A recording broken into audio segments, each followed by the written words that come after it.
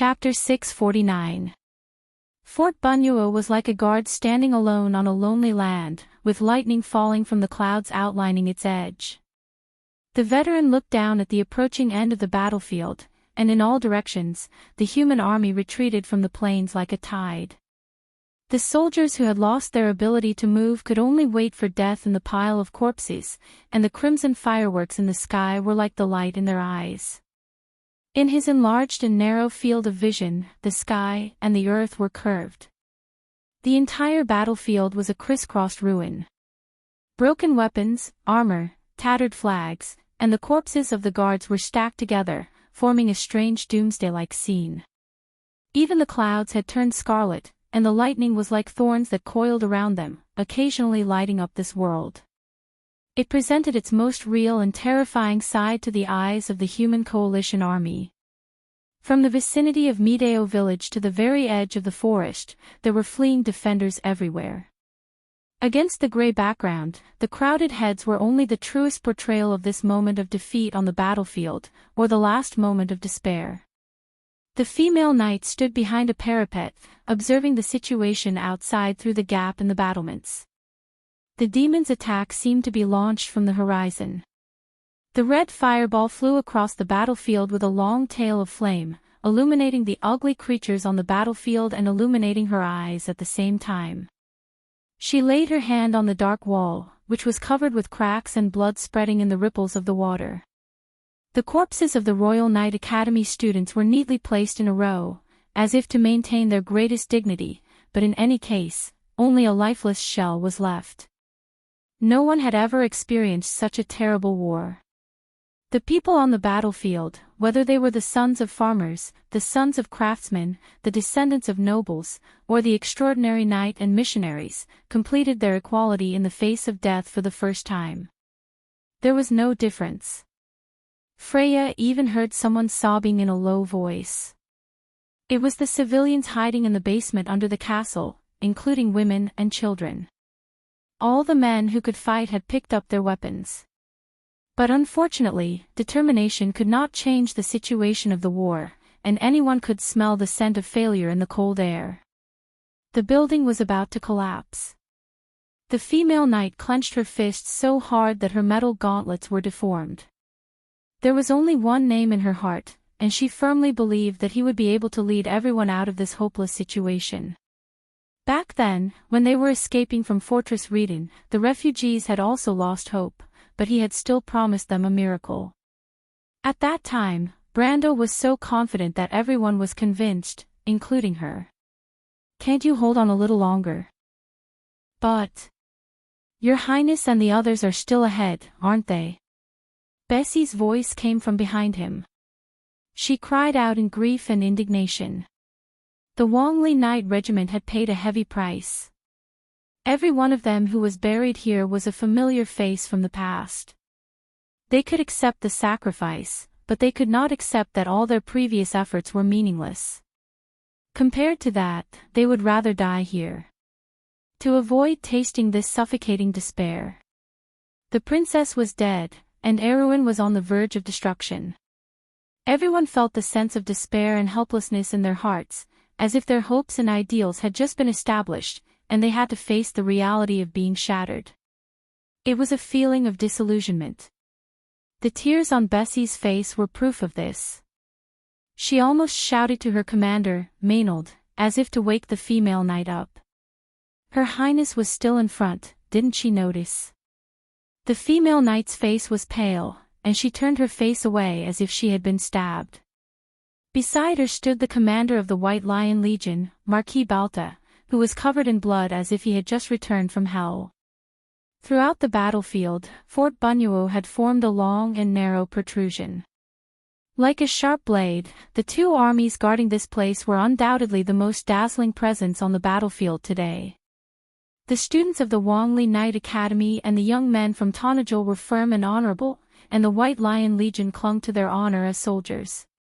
The two most glorious armies in Erwin's history were fighting side by side today. "This is not a gamble, Bessie," Marquis Balta's face was stiff. "We are not gamblers, we have made a final attempt, but we can't put all our chips on one throw." You use Her Highness as a chip. The red-haired girl's eyes widened in disbelief as she stared at the Marquis with hatred. If it weren't for them, would the kingdom be in this state? Bessie, watch your words and actions, Maynard reprimanded, unable to listen any longer. Senior Maynard, but Her Highness is still in front of us. Call me the Knight Captain, soldier. That was Her Highness's choice, but her intention was not for the kingdom to be buried with her, this was also her order. Maynard replied coldly, as if there was no trace of emotion, the last time has passed, and I must carry out Her Highness's orders meticulously. Bessie shivered and lowered her head. Maynard raised her head and looked at the figure of the female knight on the city wall. In her impression, the future Valkyrie of Erewhon was gentle and even a little timid, no different from a girl from the countryside. But today, she suddenly found that she could not see through her. Freya. We still have a chance, Sir Knight Captain, if we counterattack Medeo village and cut off the demon's retreat, then maybe we can still buy some time, can't we? Freya's gaze passed through the entire battlefield, and the famous battles in history appeared in her mind one by one. Only at this moment, she was no longer the young girl, but the Valkyrie of Erewhon. Her thoughts were clearer than ever, as if she recalled the days in the Royal Knight Academy. When everyone was resting, she was the only one practicing swordsmanship, just to catch up with the progress of the others. When everyone was asleep, she was the only one reading the famous tactical battles in history, just for an ideal that Brando had promised her. The girl was not smart, let alone a genius, but she also had the most firm belief in her heart. Just for Butchie, for the land she loved so much, she was willing to give up everything. Such an ideal was so simple, but it could not be blasphemed. She turned back to look at Maynard, as if she wanted to get some hope from her senior's eyes. The protruding Fort Bunuo was like a sharp blade, the terrain was steep and the wind and rain were swaying, as if everything here could be destroyed at any time. But the same was true for the demons who had not been attacked for a long time. The protrusions were often only relative, and they formed a blade-like extended battlefield in the immediate vicinity of Fort Bunuo. This was where their only chance lay. When everyone thought that the situation was hopeless, the girl stubbornly found this point. It was theoretically feasible, but the possibility of actual success was slim. It was a clumsy approach, and everyone understood that. But Maynard knew. Regardless of whether the plan succeeded or not, it could at least persuade Wood and the nobles in the north to delay their retreat. It was like the difference between having failed and still having a chance. It was meaningless in itself, but it had another meaning for the drowning. She and the Marquis looked at each other, and each saw the other's intentions in the other's eyes. It was a bold plan, especially against the enemy, but it was better to say that it was against their own people. Both of them were silent and looked at Freya seriously. Do you know what you're talking about, Freya? Maynard asked calmly. Freya nodded. Maynard looked at her strangely, as if trying to find out what gave her such confidence and made her mature so quickly. War was often a gamble, and the more stubborn a person was, the more they could hold on to victory, and now the girl had such potential. You understand what the consequences are. If the coalition army is completely wiped out here, what will be waiting for this kingdom? Do you really understand the consequences of doing so? Marquis Balta also stared at Freya. The girl from Butchie was slightly stunned, as if she was in a trance. But in the end, she nodded firmly. Maynard sighed. She glanced at Beth beside her. The red-haired girl listened to the conversation between the three of them inexplicably, but a smile finally appeared on the black-haired female knight's face. I understand. I approve the plan. Whether the plan succeeds or fails, I will be fully responsible for it. Freya let out a soft "ah," and she stared at the cold Maynard. Her aura, which had just become a little wise, suddenly collapsed, and she became the silly girl from Butchie again. Didn't you hear? Why don't you hurry up and prepare? Maynard frowned and asked impatiently. Kiki, but... Freya felt that she must have misheard and asked in disbelief. Do you want to be responsible for this? Maynard could not help but feel a little funny. Soldier, you don't have that power. Who do you think you are? Do you think Archbishop Wood will listen to you? But... Lord Marquis. She could not help but look at Marquis Balta. The current commander of the White Lion Legion did not answer. He just wiped the blood on his forehead and shook his head. Do you think you are the only one who is unwilling, little girl? Thank you for giving me this opportunity. He stared at the sky, his eyes reflecting the crimson flames as he muttered. At that moment, Marquis Balta seemed to see the flag, and he smiled slightly. Erwin might not only need to survive. There was something more important. It was also worth people protecting. There were some choices regarding the future that the White Lion Legion had made in the end. P.S. Today's LOL update is S3. Originally, I was a little tired from yesterday's outburst and wanted to take a leave, but after thinking about it, I insisted on writing. I will continue if I can. Only 3,000 words, I hope everyone can bear with me. Equals 3 equals, mua mua. To be continued. If you like this work, you are welcome to come to Chidian. Calm to vote for me. Your support is my biggest motivation. Chapter 651.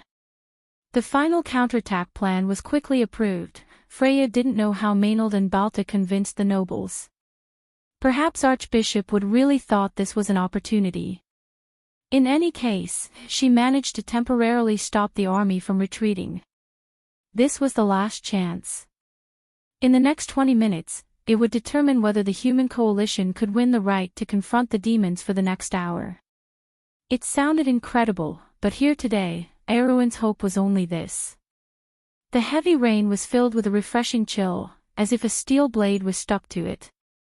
Marquis Balta divided the garrison of Fort Bunyuo into two, merged the main force of the White Lion Legion into the cadets of the Royal Knight Academy, and then handed the army over to Maynard to personally command. This was something that would never have happened in Erwin in the past. The nobles would never give up the army and power in their hands. Their greed made them cling to what they had in their hands like cold ghosts.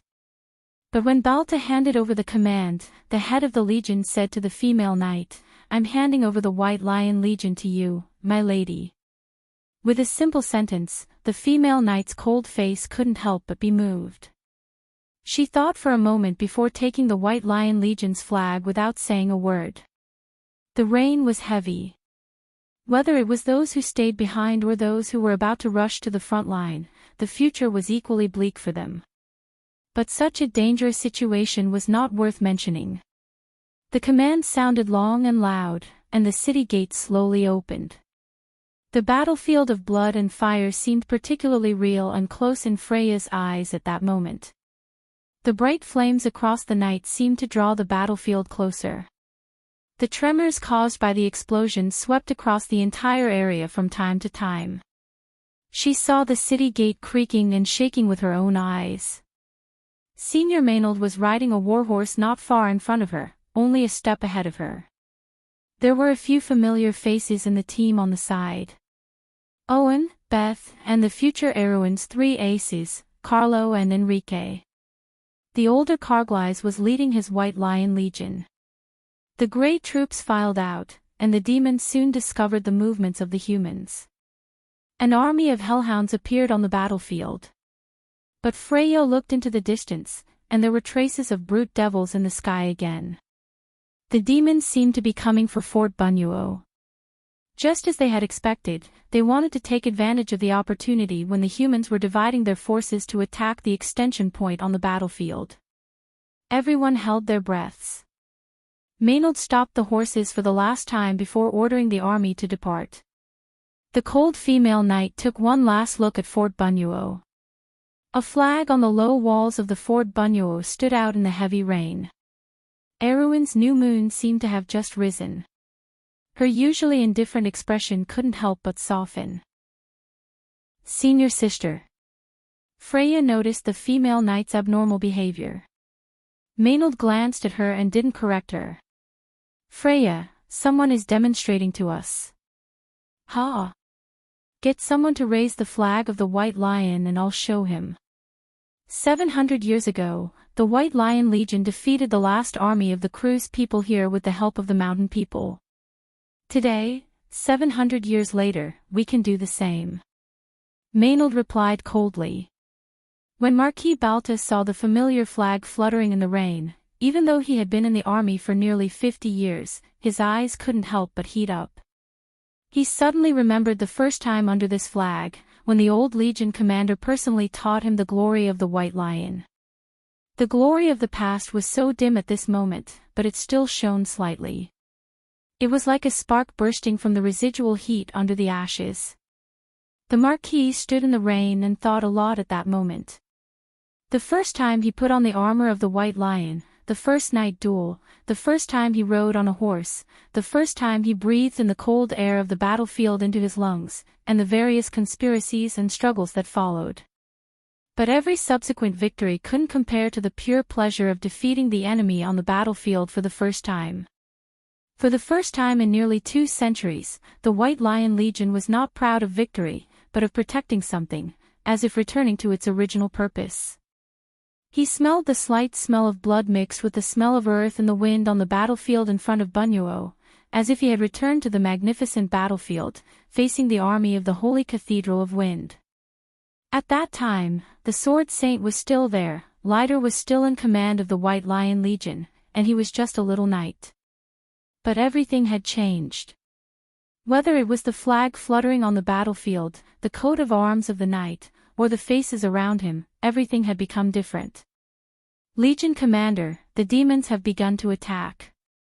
You don't have to report this to me, I can see it. Balta replied.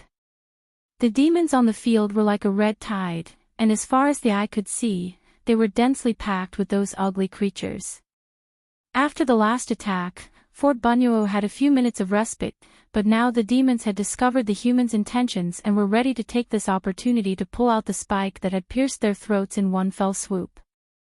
After the division, the strength of Fort Bunyuo had become even weaker. But the soldiers who were chosen to stay behind had no complaints. Most of them were the older and more experienced group of the White Lion Legion.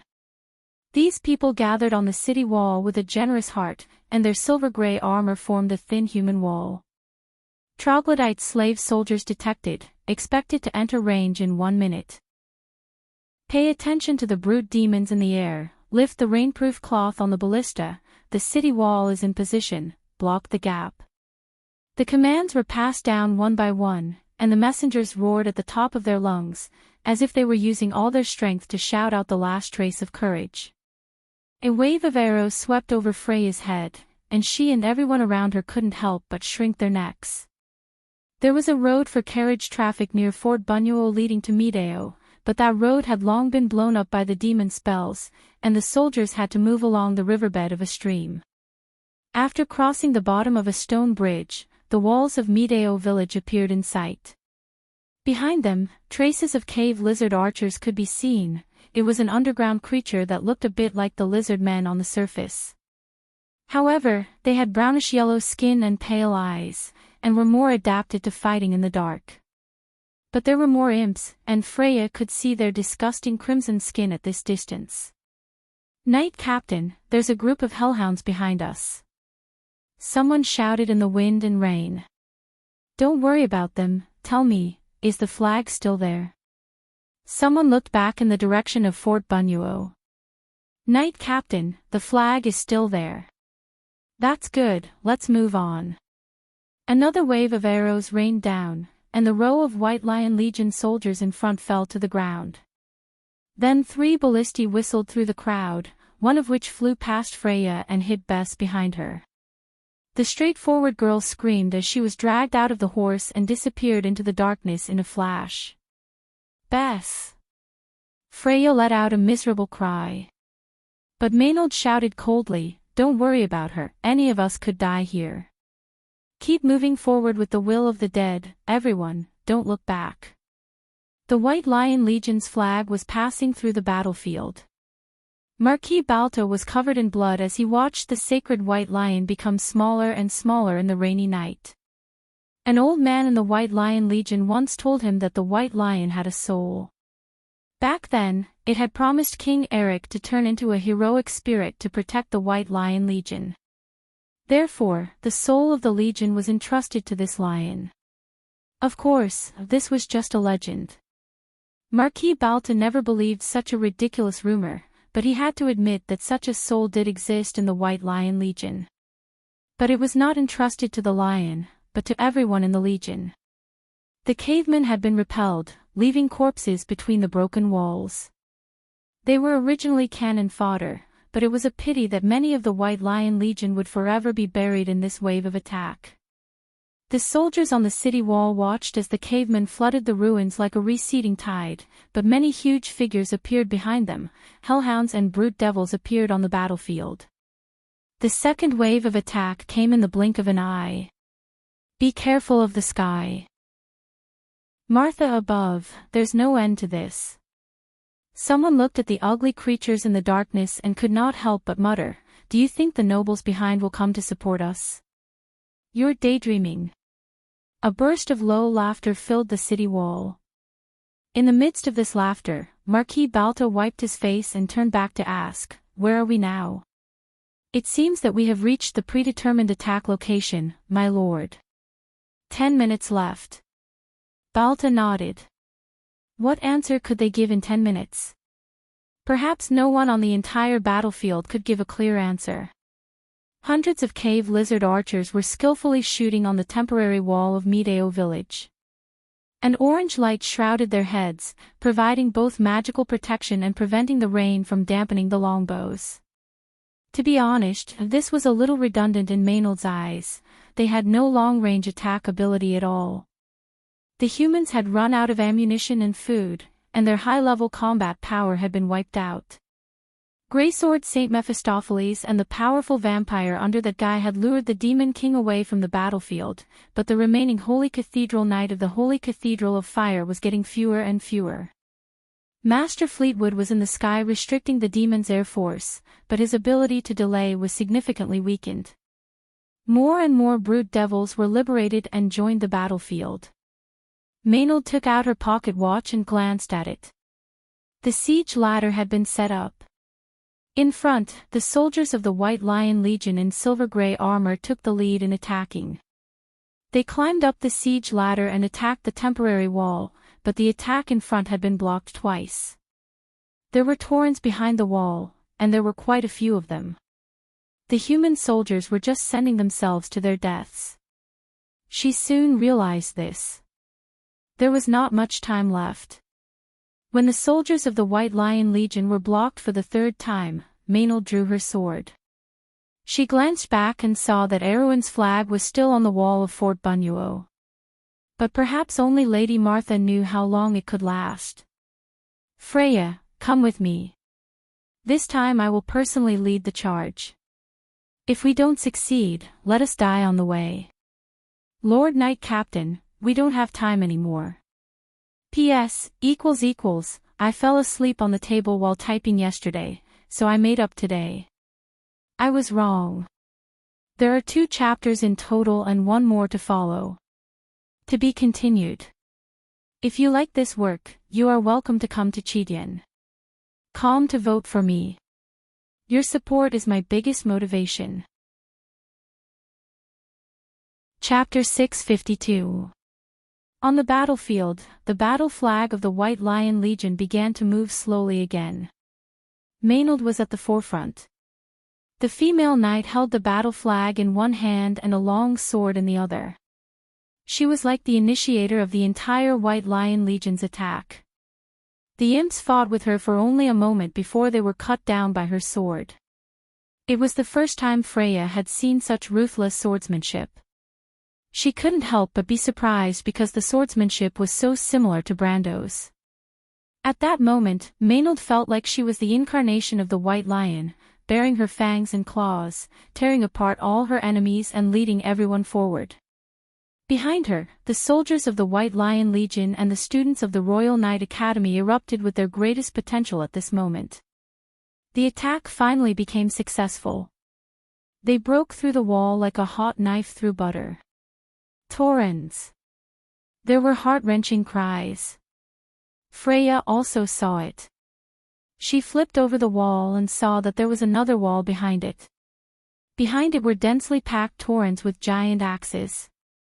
There were at least 100 of them. Before she could even open her eyes wide, the soldiers at the front of the group were sent flying into the air. Behind the torrents, a group of ladies with snake hair and longbows appeared. They were Medusas. Although the young girl from Butchie did not know much, she still recognized this mythical creature. Ah! Freya could not help but let out a low cry. This was a trap. Everyone suddenly realized this. Maynard's face was frighteningly cold. Freya even saw that the female knight's hand holding the flag was pale and even trembling slightly. "Don't look over there. Let's continue forward," she shouted with difficulty. But a wave of arrows had already enveloped the wall. This was the Medusa's shooting. The dark green arrows could not be blocked at all. The soldiers at the front were turned into stone before they could even struggle. After a round of shooting, the people at the front were reduced by a third. The Medusas moved quickly and began to draw their bows again. The White Lion battle flag suddenly disappeared. Marquis Balta saw this scene with his own eyes. He saw the war flag of the White Lion fall and disappear into the rain. A feeling of despair appeared in his heart. He suddenly felt a little absent-minded, as if there was only one voice echoing in his heart: Erwin had lost his last chance. "Lord Marquis, watch out." A brute devil swept past the city wall and brushed past Balta. The Marquis was momentarily distracted, but his hand was already empty. His long sword had already been pulled away by the brute devil. Startled, he turned around and saw a horned demon jump in front of him. What a terrifying aura. This was Balta's last thought. The longhorn demon had already mercilessly grabbed him by the neck and pulled him up from the ground. The Marquis, who was more than one level below him in strength, had no room to resist. "Sir Marquis. Legion Commander." Amidst the screams of the White Lion Legion, Balta completed the final journey of his life. At that moment, he seemed to see a light in the darkness. A tall and familiar figure stood there, just like on the battlefield. The Marshal. The longhorn demon effortlessly broke the neck of the Marquis Erwin, the commander of the White Lion Legion, and threw the lifeless body aside. Then it stepped on the Erwin flag on the city wall. It looked contemptuously at all the human soldiers in the city. In its opinion, the soldiers here were simply trash.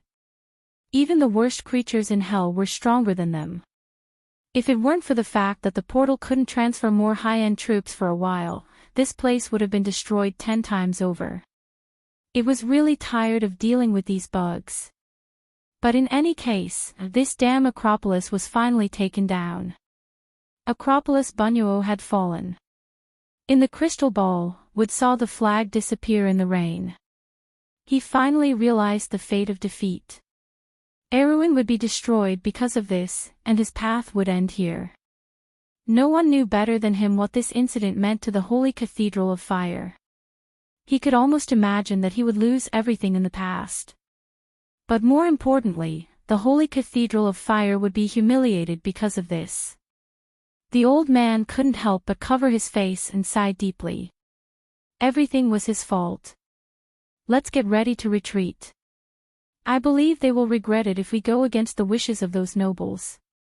The once illustrious officiator could not help but reply helplessly at this moment. Please wait a moment, Archbishop. Yura, who was sitting at the side, suddenly spoke. Everyone turned their heads to look at the blind girl. A spear appeared in Freya's field of vision, and the lightning arc on the spear blade jumped onto the tower end in an instant. The spear blade moved forward and pierced the monster's chest. Blood spurted out, and then the girl with a long ponytail pulled out the spear and made the monster fall to the ground. She looked at her with some curiosity in her golden eyes, and then reached out to her. Are you Freya? I am. Freya knew the girl. Are you Scarlet? The girl smiled slightly, revealing her cute canine teeth. Yes. Have you seen Medisha, Freya? Freya shook her head. She covered the wound on her shoulder with one hand and looked around in panic. Soon, she saw Maynard lying in the ruins. Senior. Her heart tightened, and she rushed over there. The black-haired female knight's eyes were closed, and her breath was weak. An arrow was stuck in her chest, but even so, she was still holding the White Lion Legion's battle flag tightly in her hand. As if hearing Freya's call, Maynard opened her eyes with difficulty. She narrowed her beautiful eyes and stared at Freya. Freya, listen carefully. Senior, take this battle flag. You are the commander. How has it already failed? Freya looked at Maynard's serious face, but she always felt that Maynard's care for her was more like a family member, or more like an elder sister. She did not have an elder sister, nor did she have an elder brother, so she especially cherished this relationship. Maynard smiled at her, but it was an ugly smile. Go, Freya. But you? I'm not dead yet. Maynard smiled, but it was uglier than crying. Go, this is an order, you idiot. I believe in you. Why do you believe in me? Freya did not understand why Maynard and Brando always believed in her unconditionally. She did not know anything, and she could not learn anything. Compared to the others, she was as clumsy as an ugly duckling. Everyone had fallen, including Maynard, Carlo, Inlock, and Mock. Only Breton and Carglass were still fighting for the last time. She turned back and looked at the scattered battles near Medeo village. Due to the loss of command, defeat seemed to be in front of her eyes. What could she do? But Maynard seemed to see the girl's confusion. She smiled at her and mouthed something to her. Freya did not understand what it meant, but as a mercenary, Scarlet understood. Because you are the goddess of war, silly child. Because this is my request, Freya, okay? Maynard asked weakly. This sentence made the girl from Butchie clench her fists. Throughout the battlefield, the soldiers of the White Lion Legion had begun to retreat. But Freya turned back. Scarlet. The girl with a ponytail looked at her in confusion. Can you help me? Scarlet did not answer. She knew that Brando trusted this girl because she had followed Brando for the longest time. Brando was not afraid to sigh with her about the people and things around him. The girl was very satisfied with such a life, although she just listened quietly. Then she nodded. Thank you. Freya took the White Lion Legion's battle flag and took a deep breath. Although the tension was not washed away from her, she took one last look at Maynard. She leaned the female knight against the battlements and replied seriously, Senior, I will let this battle flag shine on the battlefield as long as I am alive. Erwin will not perish. The death of Marquis Balto was like the final death knell of Fort Bunuo. At that moment, the entire battlefield seemed to collapse. But in every corner of the city, the officers of the White Lion Legion were still holding on to the final battle.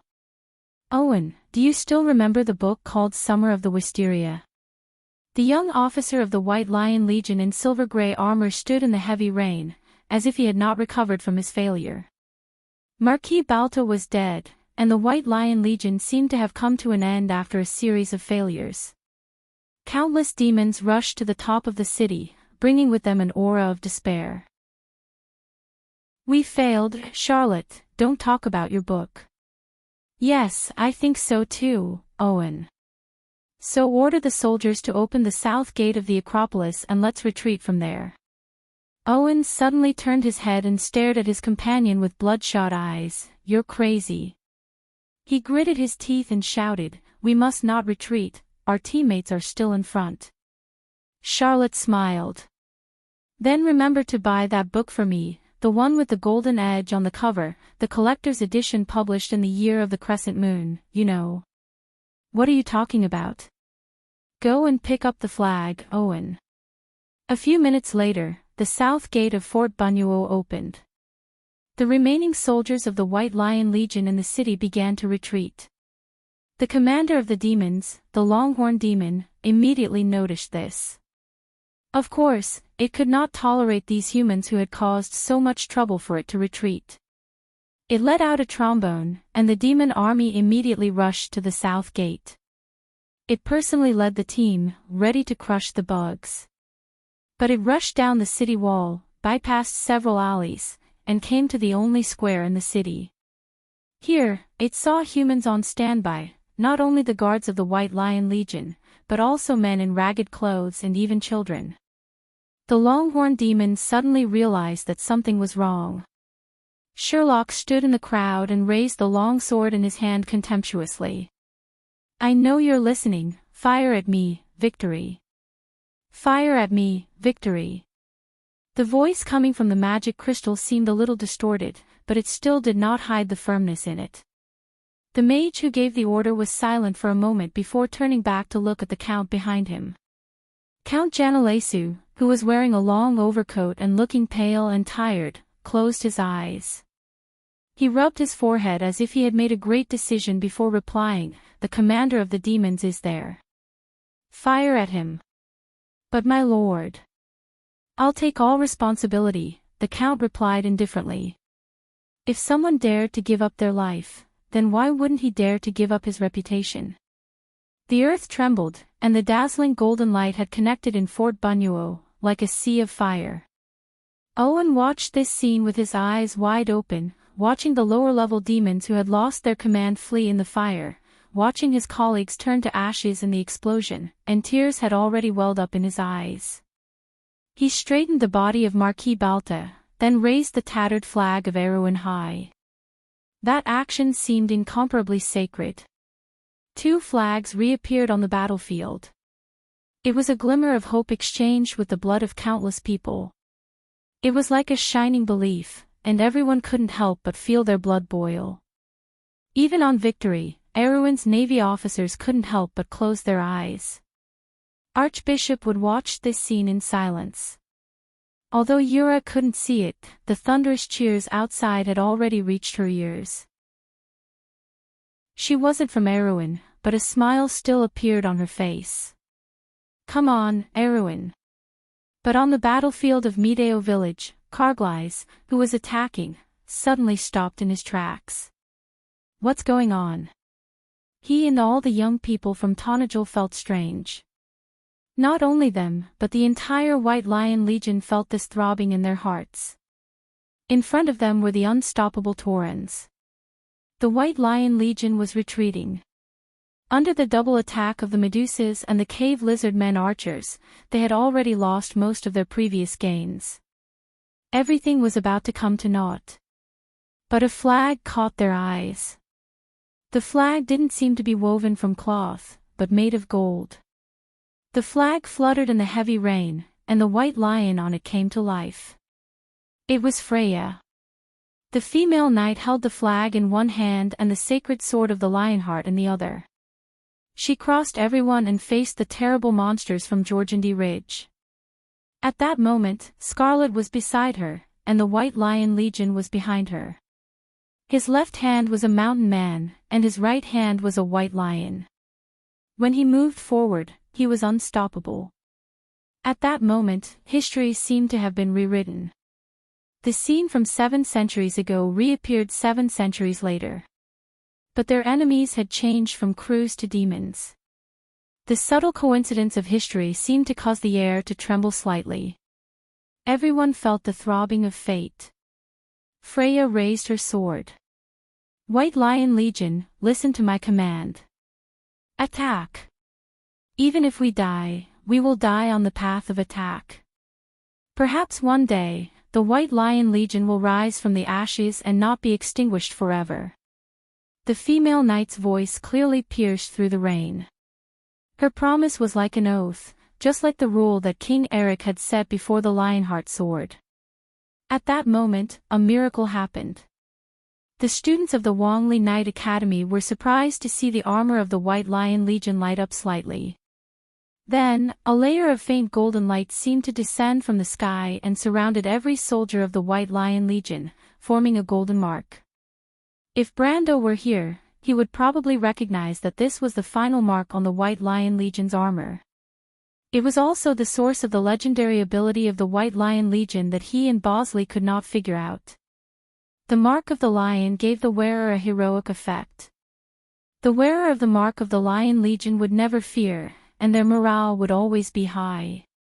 They would never fall into panic under any circumstances. The soul of the Lion Legion seemed to have been revived. Carglass looked up. He suddenly felt that the gaze from the sky that had been watching them all this time had disappeared.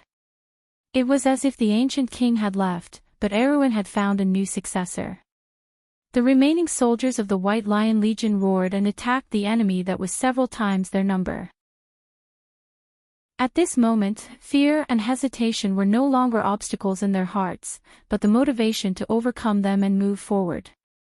Although they might be defeated in the end, the legend of Erwin and the White Lion Legion would be passed down.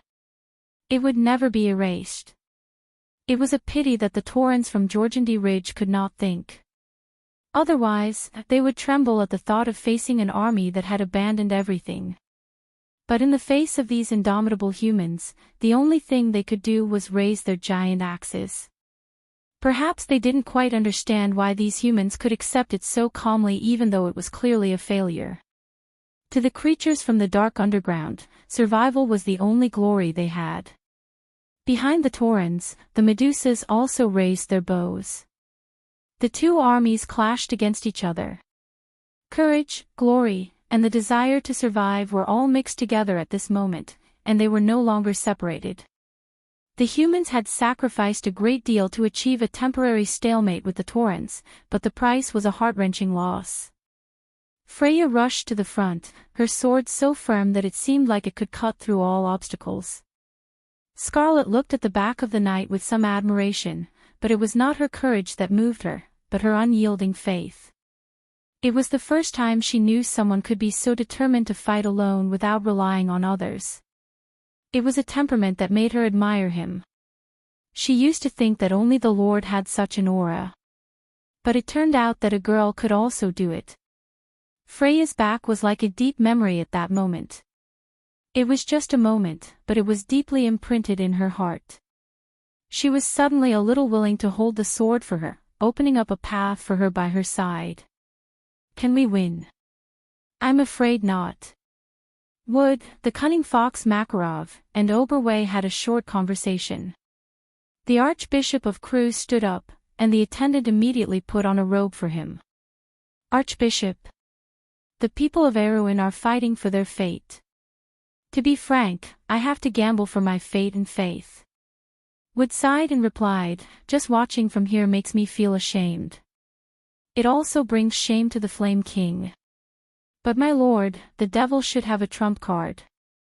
If you attack now is not the time to think about this. Wood replied faintly. At this time, the door of the cabin was suddenly opened. Everyone couldn't help but frown. Were the people below so flustered that they even forgot the basic etiquette? They turned around and saw the strange face of the Violet Earl, Bolly. They're here. Who? Scarlet stabbed at Tauren and then suddenly turned around. She grabbed Freya who was in front of her and furrowed her beautiful brows. Scarlet. There's something. The ground trembled slightly, and soon, everyone could feel the slight change. The soldiers of the White Lion Legion were the first to turn around. There was still a long time before dawn. But there was a silver light on the horizon in the south. It was not the dawn.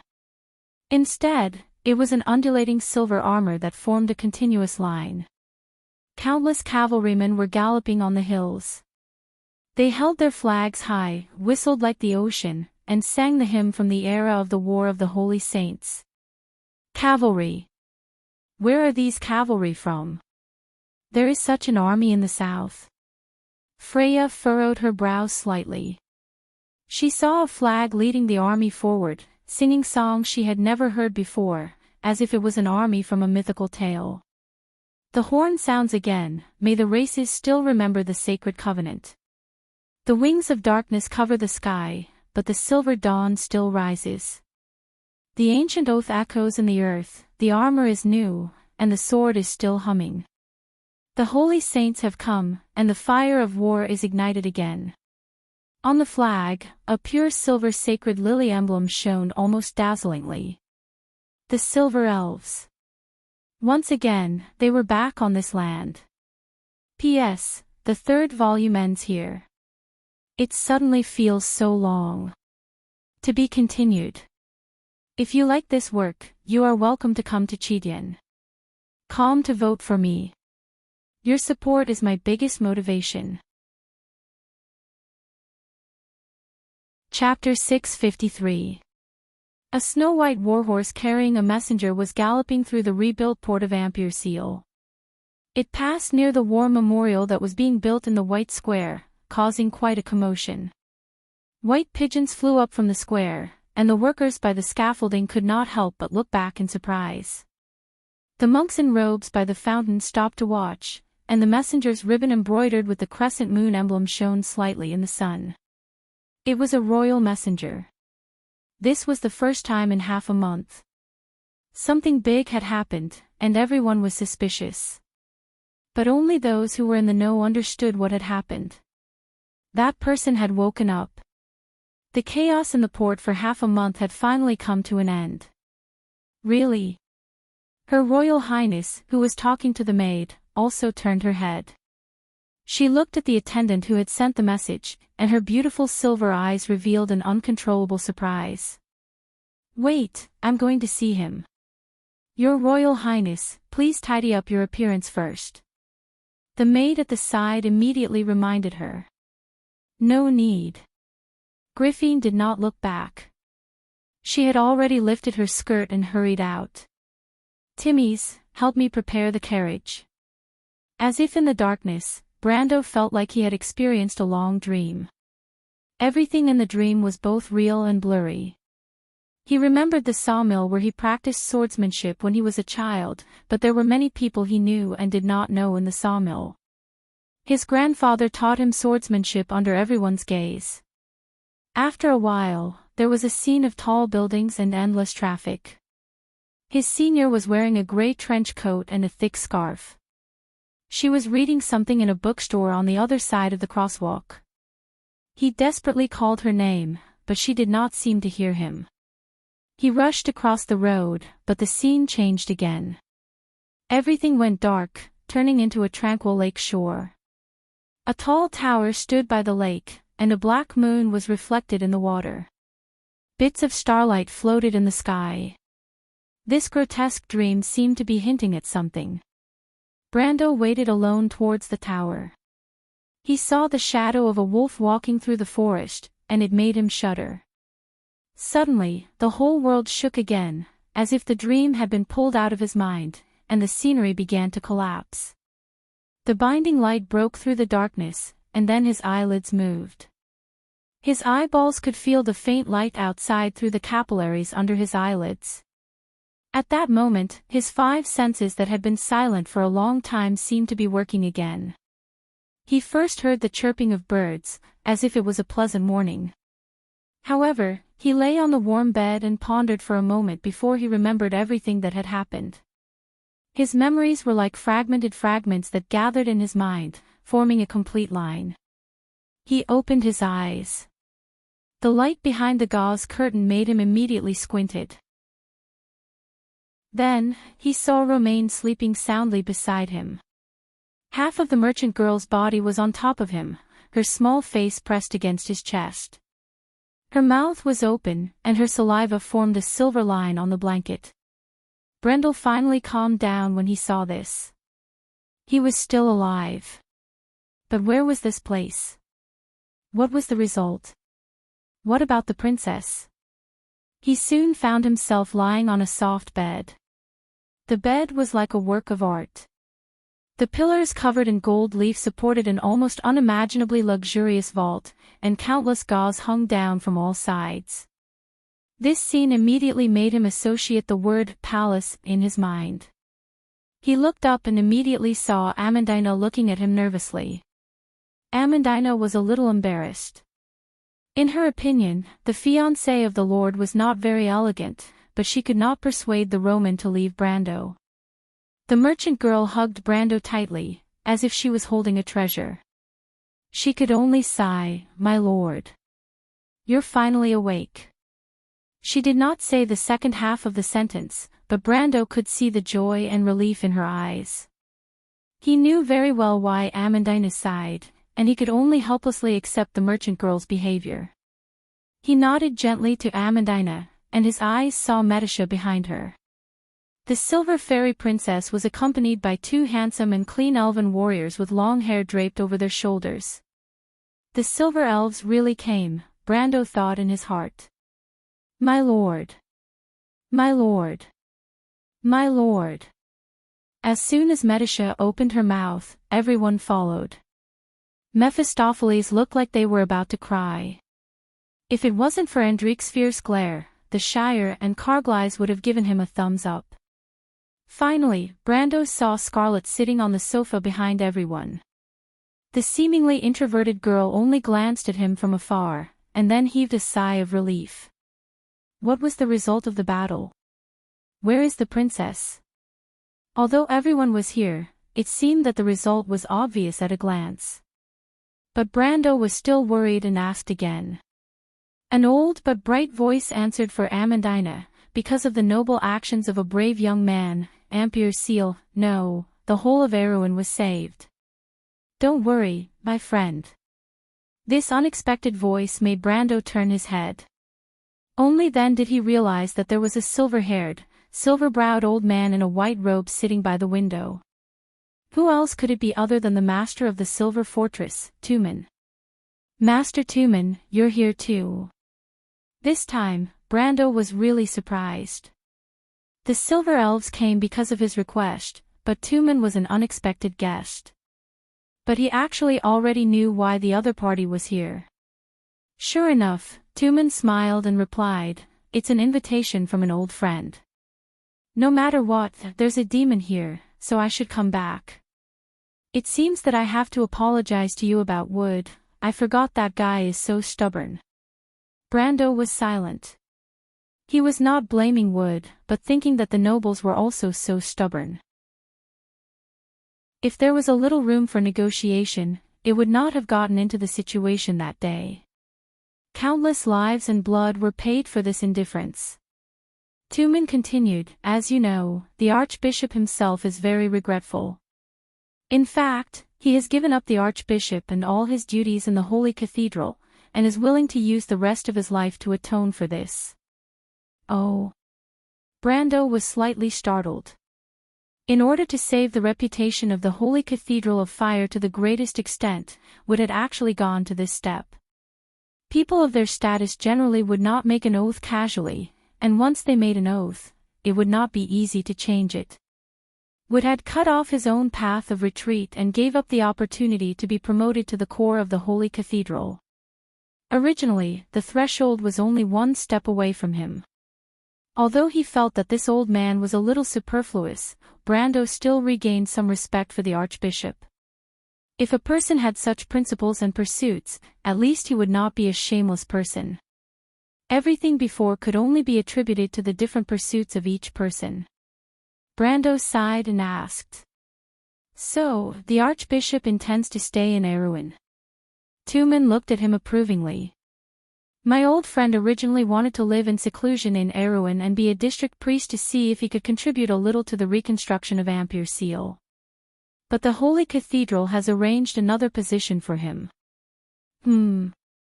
Brando heard the two words Holy Cathedral, and his ears pricked up sharply.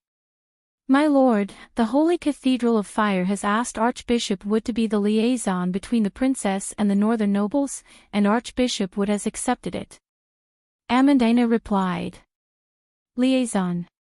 Brando was slightly startled. This was interesting. He had never heard of such a position in the Holy Cathedral. But what was the Holy Cathedral of Fire planning? Did they want Wood to make up for his mistakes, or did they have other intentions? To be honest, of course, it was the best choice to reconcile with the Holy Cathedral through this incident. After all, the Holy Cathedral of Fire was a behemoth. Even if it was inevitable that they would clash with the Cruz Empire in the future, Brando at least did not want it to be now. But now it seemed that the Holy Cathedral had not given up. He frowned. So, the Holy Cathedral still wants to mediate the relationship between the North and the South. The rigidity of the Cruz Empire was really beyond his expectations. He thought that they should have learned their lesson by now. My young friend, otherwise what are you going to do? Expel all the nobles in the North, or kill them all? Tumen looked at Brando with eyes full of wisdom. Tumen's words woke Brando up. He suddenly realized that he seemed to have thought of the problem too simply. Indeed, he could not kill all the nobles, nor could he expel them. No matter how bad the noble's reputation was, at least he did not want Erewhon to be torn apart immediately because of this. His brows were deeply furrowed. Besides, there were also many outstanding talents among the nobles. He had to admit that due to the difference in education level, the chances of producing talents among the nobles were much higher than among the commoners. Of course, he could find a way to let the commoners have the right to receive education, but this was not something that could be done overnight, and the kingdom could not be left ungoverned for a day. Her Royal Highness had actually started to do the same thing, but it would take at least a generation to see results. And before that, he did need the help of the nobles to build the future Erewhon. But the crux of the problem was that most of the nobles had their own interests in mind. People like Eichel and Count Audine were too rare. But we can't just let them go. Besides, the cultists have already infiltrated these nobles. The Holy Cathedral of Fire may not be at ease. Brando thought for a moment and decided to start with the simple aspect first. But they have no reason to believe you, Tolman replied slowly. Besides, you have to believe that people won't make the same mistake over and over again. My old friend is also a shrewd person. Otherwise, do you think with his character, he would blindly follow the orders of the Holy Cathedral? Brando thought for a moment. As a practical member of the Holy Cathedral, Wood did not seem to be a blind believer. He hesitated for a moment before asking, does he want to stay and help Erewhon? What can he do? What is his purpose? Well, it seems that you know my old friend very well. Tolman raised his eyebrows in surprise. In fact, the reason is very simple. I can see that my old friend thinks highly of you. Otherwise, he would not have invited me here. Archbishop Wood, he. Brando heard an incredible message from Tolman's words. Wood actually wanted to make peace with him. He suddenly realized that Wood must have realized some of the drawbacks of the Holy Cathedral of Fire from this disaster. Could it be that this guy wants to change the way the Holy Cathedral of Fire does things? He shook his head and threw this terrible idea out of his mind. So, how is he going to deal with the nobles in the north? I don't know, but you'll understand when you see that person, Wood replied. Who? You'll understand when the time comes, the master of the Mithril Fortress smiled mysteriously. Let's talk about your physical condition first. I'm curious how you could survive with that kind of injury. I'm afraid that even the silver folk don't have this ability. Brando was slightly startled.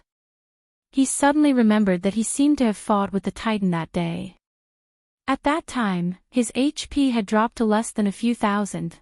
Of course, it was negative. It could be said that even if there were 10 priests surrounding him to treat him after he was unconscious, it would be too late to bring his HP back to a positive number. After all, at that time, the unyielding talent could only last for half a minute at most. But now, he was alive and well, and his body did not seem to be in any discomfort. Tolman asked him how he managed to survive. To be honest, it was a mystery even to him. He suddenly thought of a possibility. "Thank you for saving me, Master Tolman." Tolman laughed. "It's not me who saved you. You have to thank this lady." "Ha!" Brando was stunned and immediately heard a dissatisfied snort. "Humph." He turned around and immediately met the pair of golden eyes. There was a trace of dissatisfaction in the golden eyes. It was a crystal-like color, with a bright flame burning inside. It looked breathtaking, but it was full of a confident temperament. This pair of clear and transparent eyes belonged to a girl. Her owner was very short, and her long curly hair hung down playfully on her shoulders. She was still wearing the same leather armor as last time, but she had changed her expression. She did not see her sword, but she was holding a book. Brando saw that the name of the book was Erwin's Cookery Anthology. It was written in the Draconic language, but he could understand it. If ordinary people saw all this, they would think that this was a little girl full of vitality and had a hobby for cooking. But if they really thought that, it would be a big mistake. Because this little girl who was staring fiercely at Brando was actually a dragon. And it was a very angry and dissatisfied little female dragon. It was as if fire was about to come out of her mouth. P.S. Yesterday, I organized the ideas and outline for the new volume. Today, I wrote 2 chapters, but I will only publish 1. If I can write 2 more chapters tomorrow, I will publish 2 more chapters. After all, it is a new plot, so I have to leave some leeway. That's it. To be continued. If you like this work, you are welcome to come to Chidian. Come to vote for me. Your support is my biggest motivation. Chapter 654. Alas. Why are you here? Brando asked a little guiltily, didn't you go back to your clan? Thank goodness, the girl named Alas just snorted coldly and did not burn the place to the ground with a torch. She frowned and replied, it's done, so annoying. I heard you did something amazing, so I came back to see you, but I didn't expect to see someone's perverted scene. What perverted scene? Brando was stunned. Ahem. Miss Amandina coughed violently in the back, making people suspect that she suddenly had some serious illness, or asthma, or something like that. The little female dragon looked back and saw everyone staring at her with their mouths agape. She couldn't help but be very dissatisfied. What are you doing here? Can't you see that I'm going to talk to this guy now? I don't like being watched like an animal, especially by humans. That Buga mage over there, what are you laughing at? Are you not human? She snorted heavily, get out of here. When she spoke in this tone, she clearly looked like a loli, but she looked like she took it for granted. That kind of arrogance seemed to be innate, and it didn't feel out of place at all. Especially when paired with her pair of majestic golden eyes, no one dared to look her in the eye.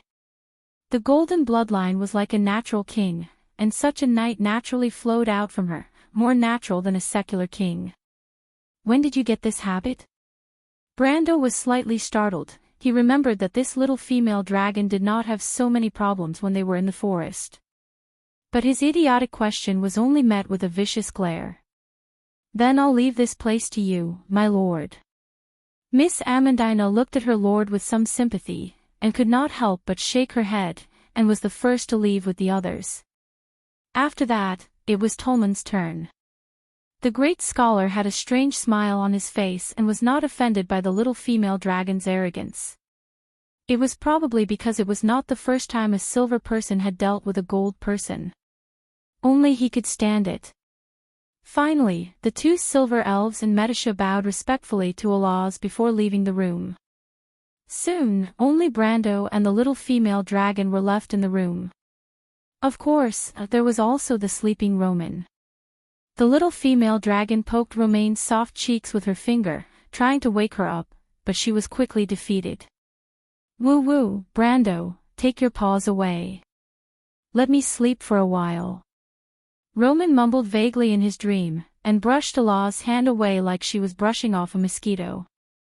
Alas, on the other hand, seemed to have found a toy.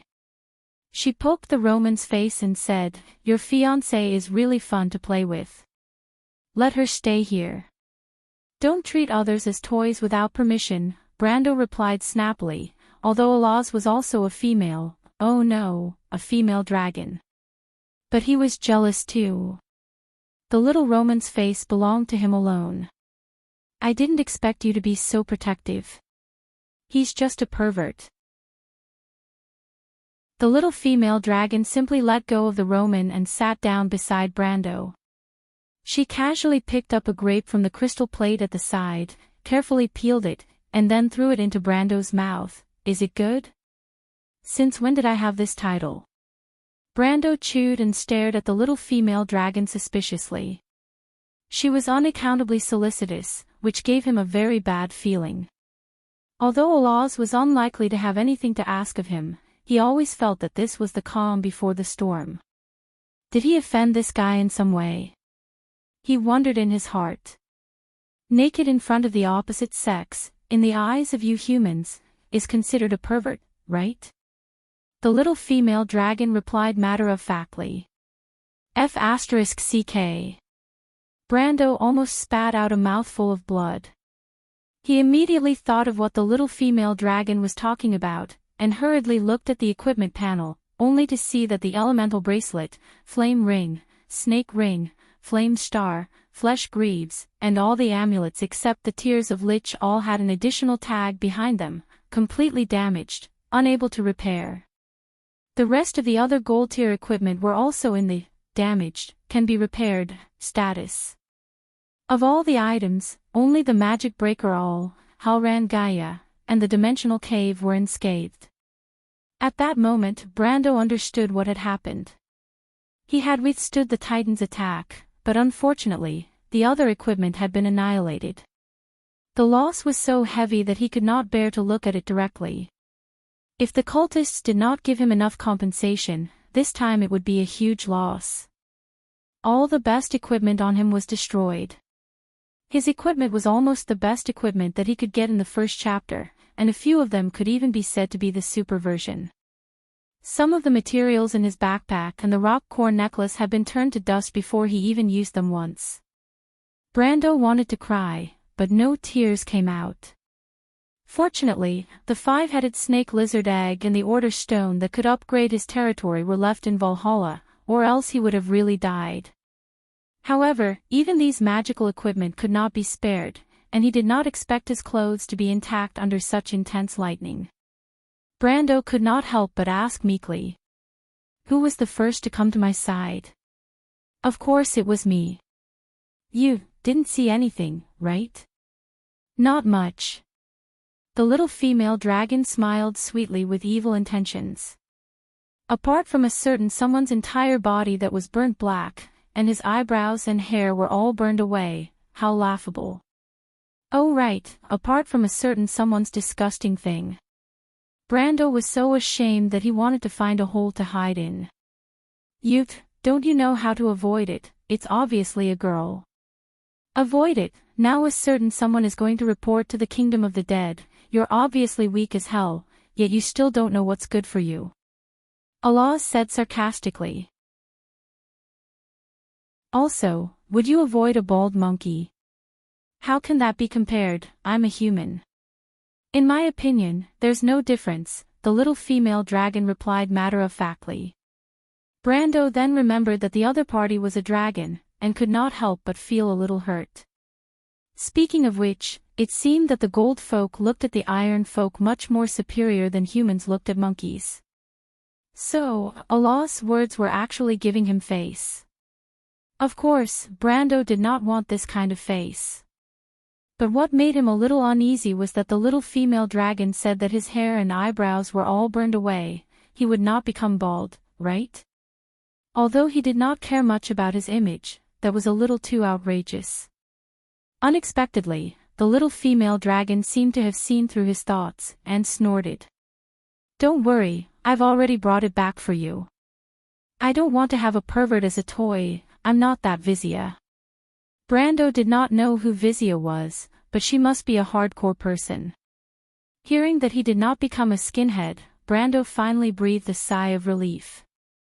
This was probably considered a blessing in the midst of misfortune. He sighed and said, "Thank you, Allahs, this is the second time you've saved me. It's okay, you can repay me by being a cow or a horse." "Don't even think about it," Brando thought to himself, and at the same time asked, "Speaking of which, how did you save me? If I remember correctly, you dragons don't seem to have healing spells, right?" In his impression, the dragons were proficient in ancient string magic, known for their destructive power, but he had never heard of a dragon that was proficient in rebirth spells. Unless this guy was a freak. "Actually, it's not that difficult." Ola sat on the edge of the bed, peeled a second grape and threw it into her mouth, and replied with a smile. "Although opening someone else's dimension hole is a little cumbersome." "Dimension hole? Wait, what did you say?" Brando immediately thought of something bad. He immediately opened the dimension hole to check, and found that the remaining bottle of holy water number 1 had disappeared without a trace. "You..." Brando was a little speechless for a moment. After all this time, this guy was just using someone else's flower to present the Buddha, but how did she know that he had holy water number 1? He could not help but stare at Allah suspiciously. "Don't be so stingy, saving your life is more important, right?" The little female dragon comforted him casually. "Besides, do you think it's that easy to save you? I don't know what kind of ability you used, your body's functions are in a mess, but you're still alive and kicking. But it's going to be troublesome to save you. Especially when your heart function is completely failing." Allah said proudly. "So I changed it for you." "What did you change it for me?" Brando suddenly had a bad feeling. "Well, the best choice is of course the heart of gold." The bad feeling suddenly turned into a burst of ecstasy. Brando asked loudly, "Wait, you mean the legendary heart of gold that will never be harmed, the indestructible heart of gold? The legendary heart of the golden race that truly has eternal life?" Brando's voice was almost trembling. The heart of gold had actually appeared in the game. Its attributes were that the maximum HP was doubled, its own defense was doubled, its HP recovery ability was increased by 300%, and the heart was no longer a vital part. The other 3 attributes were okay, but the last attribute was simply too overpowered when combined with his unyielding talent. At that moment, he simply wanted to jump up from the bed, hug the little female dragon and give her a big kiss. "Hey, you know quite well I'm talking about that. You changed that for me." Originally, Brando was still a little awkward about things like changing hearts. It did not matter in the game. But here he was a living person. He always felt that if he changed some parts, he would become a monster. "Of course not." Allah shook her head. "You don't expect me to have something ready-made, do you? Who would know that you'd break your heart for no reason? I had no choice but to stuff the Titan's lightning core into your body. Fortunately, that thing is pure energy, otherwise your little body would not be able to fit it in." Brando almost vomited blood. "Damn, you can't mess around like this." He felt a burst of bitterness in his heart. It sounded like she was experimenting on him. Is there a human who uses a Titan's lightning core as a heart? Wouldn't that be replacing the blood and the blood vessels with electricity? He imagined himself being cut by a sword in the future, and the scene of lightning spurting out of the wound. He could not help but feel a chill down his spine. "I say, why do you look so defeated, like you're about to die?" Allahs immediately noticed Brando's abnormality. "Are you doubting my skills?" Brando stared at Allahs, the look in his eyes saying, "I'm very doubtful." "Damn it, why don't you check it out yourself?" Brando was slightly startled. Originally, Allahs wanted him to try and feel his own physical condition. This was an ability that all powerhouses who had entered the elemental realm had, but Brando immediately opened his attribute panel. He found that his attributes were all normal, his health was very good, and his eyes swept over the mana value and mana recovery column, and suddenly he was stunned to find that it had more than doubled. More importantly, the originally high willpower attribute had increased by another notch at this moment. And there was an additional label, Energy Enhancement, behind it, obviously due to the Lightning Core. But in theory, the Lightning Core should belong to the equipment category, and Brando was a little confused that he did not find the existence of this thing in the equipment column before. He subconsciously opened the panel of the enhancement crystal, and was stunned. He saw that the Undead Knight crystal was still lying quietly in the position of the arm enhancement slot, and there was a dazzling thing like the sun in the torso enhancement slot. Lightning Core, mana value, mana recovery doubled, willpower plus 20, wind elemental pool expansion doubled. There was a shiny golden label behind it. A fantasy enhancement crystal core. Brando was a little speechless for a moment, not knowing if he had profited from a disaster. Purely in terms of gains and losses, this crystal alone was completely worth the price of the equipment he lost. But the question was, what did he want to do with the expansion of the wind elemental pool? He seemed to have only 1 or 2 cards that needed to use the wind element. Brando was still in a daze when the little female dragon suddenly came over. When he came back to his senses, he saw a pair of sparkling golden eyes carefully looking at his face. Allah's action startled him. What are you doing? You have a lot of secrets on you. I just saw the fluctuations of the elements. You were checking your elemental pool, right? It's strange, you haven't activated your elemental activation. How did you do it? The little female dragon stared at him with burning eyes, and before, you were so badly injured, you should have died in an instant. That's weird. Aren't you going to explain? Explain what? Brando asked guiltily. How could he explain that the NPCs did not have bloodline talents at all? Or that he was actually a player? It would be strange if the little female dragon didn't kill him with her claws. More importantly, these were his biggest secrets. The silver wizards of Buga liked to study freaks like him the most. He did not answer. Alaz had already moved the tip of her nose and sniffed him. She wrinkled her nose and whispered, "Sure enough, sure enough." Brando suddenly felt a little strange. Because the little female dragon's whole body was about to climb onto the bed at this time, she buried her little head and sniffed along his collar, her curly hair rubbing his face, making him feel itchy. A girl's delicate fragrance lingered at the tip of his nose. The fragrance seemed to have a kind of magic, making him feel his blood begin to heat up. Soon he felt his whole body heat up. What are you doing? Stop right now. Brando had a headache. Of course he knew what was going on. He actually had a reaction.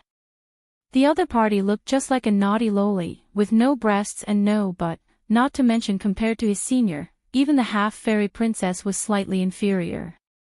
But at this time, he actually felt his heartbeat and blood flow begin to accelerate. For a moment, he wondered if he was a pervert. Brando cursed in his heart and hurriedly moved to the side, because some parts of his body were obviously not under his control. Although covered by the blanket, there were obvious protrusions. He was afraid that the other party would notice this.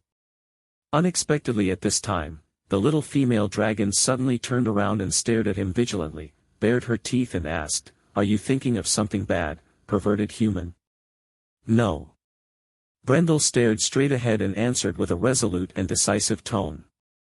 What a joke! He did not dare to let this terrifying female dragon discover the truth. Who knows if she would spit fire at him, and Miss Merchant would be a widow for the rest of her life. Is there really nothing? The little female dragon snorted proudly. She suddenly flipped over and sat on him. Although she did not ride on that important part, it still made Brando's expression change. But the scarier thing was yet to come. She lowered her head and bit the tip of Brando's nose, and said softly, "Brando, you are a perverted human." Brendel felt a chill run down his spine. The little female dragon's hot breath surrounded his sense of smell, with a kind of sweetness that made one's imagination run wild. Even the arrogant tone of this flat-chested loli when she spoke became cute in his eyes. There was definitely something wrong here. Brando vaguely felt that this was some kind of conspiracy, but his body was still a normal man after all, and he reacted very honestly. The little female dragon looked at him contemptuously, and suddenly grabbed the key part of his back. Brando suddenly groaned. If one looked closely, it was not difficult to see the blue veins on his forehead. You're a demon. Brendel finally understood that the demon was here to toy with him. Humph, human with a head full of dirty thoughts. The little female dragon said softly, you still say no, you are clearly in heat. Heat your head.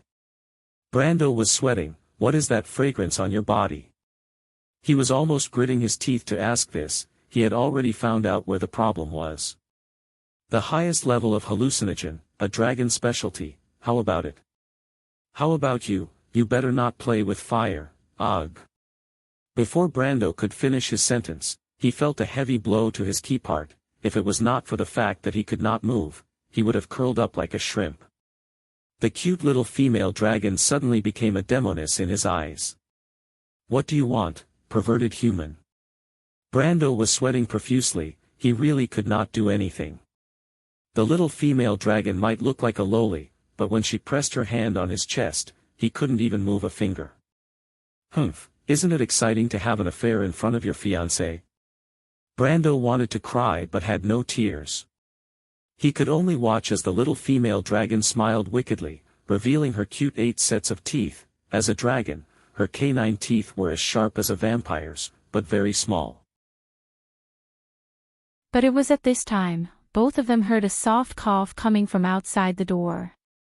It was like a bolt from the blue. Brando turned his gaze, sweating profusely, and saw Her Royal Highness standing outside the door with a livid face.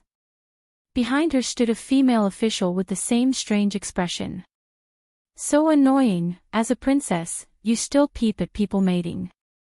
Alaz complained loudly, then lightly snorted and jumped out of bed, so disappointing. I'll leave it to you, Brando. After saying that, he waved his hand and disappeared from the room. But Brando heard a different version of this sentence. This is your punishment for giving my golden apple to others without permission. There will be no next time. There will be no next time. Brando felt that if he only did it once, he would lose 10 years of his life. He swore that he never wanted to see this little female dragon a third time in his life. He did not know why this girl found trouble with him. It was all a bloody case caused by an earring. Brando wanted to cry but had no tears. Then, he heard another cold voice. Sorry to disturb you, Mr. Brando, remember to close the door next time. Her Royal Highness turned and left. P.S. Only 1 chapter today, sob, but it's 5,800 words, I specially approve you to count it as 2 chapters. Recommend a god game, a card-type web game, AC Funds King Summon. I think there should be a lot of people who know about this. The quality of the game is not bad. The website is http://wz. AC Fun. TV, I played for a long time today, no, last night. Ahahaha, equals. To be continued. If you like this work, you are welcome to come to Chidian.com to vote for me. Your support is my biggest motivation. Chapter 655. As soon as the little female dragon left, Brando finally regained his freedom. He hurriedly created a water ball and threw it on his face. The cold temperature finally calmed his accelerated blood flow a little. Only then did he put on a coat and rushed out. As soon as he went out, he saw Amandina in the courtyard. Amandina was sitting on a stone chair reading a geography book, but her mind was obviously not on the book. The princess seems to be very angry. Amandina greeted Brando as he walked out, put down the book, and asked worriedly. It's nothing. Brando sighed, where's Alaz? My lord, are you talking about that dragon lady? I didn't see her. Did she leave? No, forget it. Brando turned around and was about to chase after her. Wait. Amandina stood up and grabbed him. When she saw her lord looking back with a puzzled expression, she carefully reminded him, "Tidy up your clothes, my lord." With Brando's habits, he did not pay much attention to his appearance. He just put on a coat and ran out. Amandina looked at his disheveled appearance and blushed. She reached out and straightened his collar. Brando did not pay much attention in Tonajol. If it were not for his bearing, people would have doubted his noble identity. However, commoners would not be so knowledgeable. In fact, it was usually Falerne who helped him take care of his daily life. The careless merchant lady herself was muddle-headed, not to mention the responsibility of a lord's fiancée. It was because of this that the older of the two wild elf sisters was jokingly called Lord's head maid by the mercenaries. However, if Falerne was the head maid, then Amandina's role was more similar to that of a housekeeper. She helped Brando straighten the corner of his clothes, gently brushing the dust off the black velvet cloth, and said with slight annoyance, "When will my lord be able to pay attention to his dignity?" Brando never thought of dignity as something he was born with, and he did not care. It was not the first time Amandina helped him tidy up his clothes. To be honest, he could not see any difference after tidying up his clothes. He only felt that it was purely superfluous. However, he did not refuse. He only asked, "How long have I been unconscious?" "We've been in Ampere Seal for half a month, my lord." Amandina helped him button up his shirt, looked around, and nodded with satisfaction. So long. Brando was shocked. He thought he had only been unconscious for 2 or 3 days. "What happened after I fainted that day? Where are Duke Cypher and his minions?" "The Grand Duke is already dead." "Ha!" This news was completely unexpected. Brando never dreamed that one of the most important figures in the history of Erewhon would die. He paused for a moment before asking, "Amandina, what happened after I fainted that day? What happened to the battle after that? Tell me in detail." Endless demons seemed to surge out from the darkness. It was as if he had been sucked into an endless nightmare that he could not wake up from. The torrential rain poured down, and the lightning flashed through the rain, forming a shining silver chain between heaven and earth. Princess Griffin's face paled. "Mr. Stephen. Cough cough. I leave Her Highness to you. Mr. Leiter, I promise you, in the name of a knight." "No, Sir Leiter. I order you not to do this, I want to stay here." In that nightmare, she screamed. But the serious old knight grabbed her by the shoulder and threw her out. She flew up lightly and passed over the demon's head. In the end, her vision was fixed on the kingdom's lion looking north in the rain. The snow-covered plateau and tundra was where the honor of the white lions lay. It was the battlefield where countless white lions slept, where the souls of generations of heroes slept. Perhaps every knight would eventually return to their homeland, but only the white lions would forever guard this land. This was a legend passed down from the old. They swore under the sword and followed the oath. The lion of the kingdom was covered with scars, but the rain quickly washed away the blood stains on it. Princess Griffin was already in tears. The Templar Knight Stephen grabbed her hand and led her to open a bloody path through the demon army. "Why didn't you let me die there, where my people are?" She remembered shouting as if she had lost her mind. But Stephen turned around and looked at her. "I am not Erewhon's man, Your Highness. But if everyone sleeps on this battlefield, then your kingdom will one day repeat this mistake. Please cherish your life, you are not living for yourself." "Yes." Princess Griffin walked quickly out of the temple, and after a few steps, she slowed down again. She suddenly stopped, stood on the marble steps that were as white as snow, and sighed faintly. Yes, why was she throwing a tantrum? She had even lost her usual calmness and self-restraint. "Your Highness, please watch your step," the female officer who caught up from behind reminded her, panting. "Timmy, let's wait here for the Count to come out." Princess Griffin sighed and turned around to answer. "What's wrong?" The princess did not answer. The snow-white temple square reflected the light, and was slightly dazzling. She narrowed her beautiful eyes, and her pupils were like a silver line.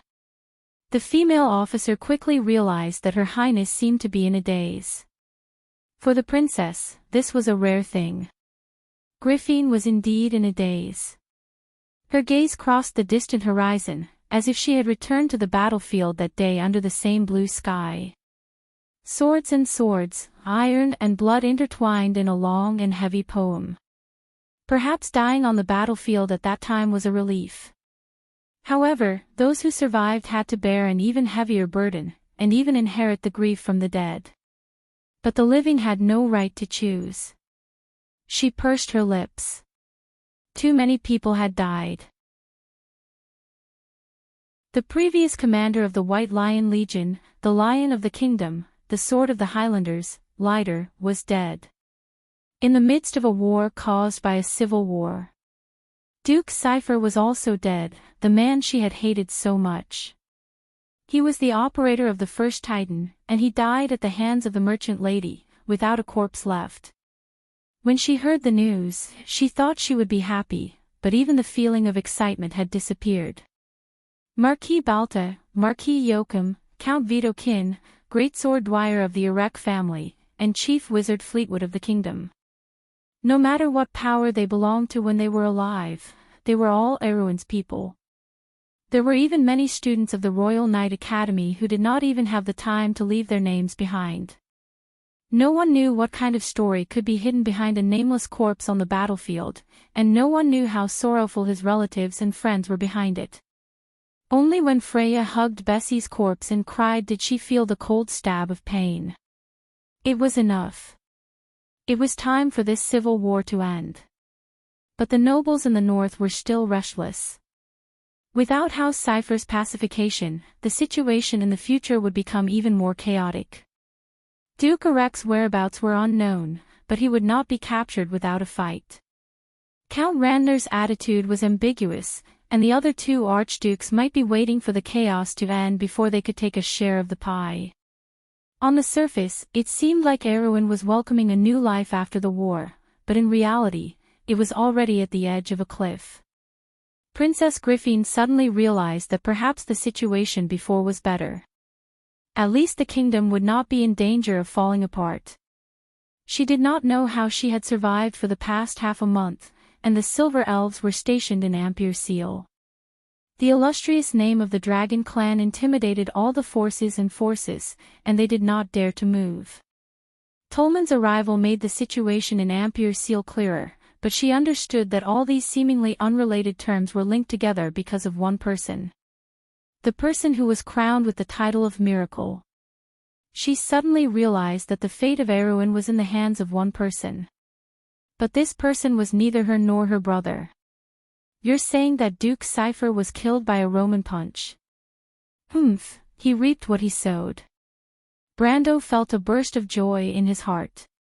Half of the responsibility for the destruction of Erewhon in the future would be placed on this guy's head.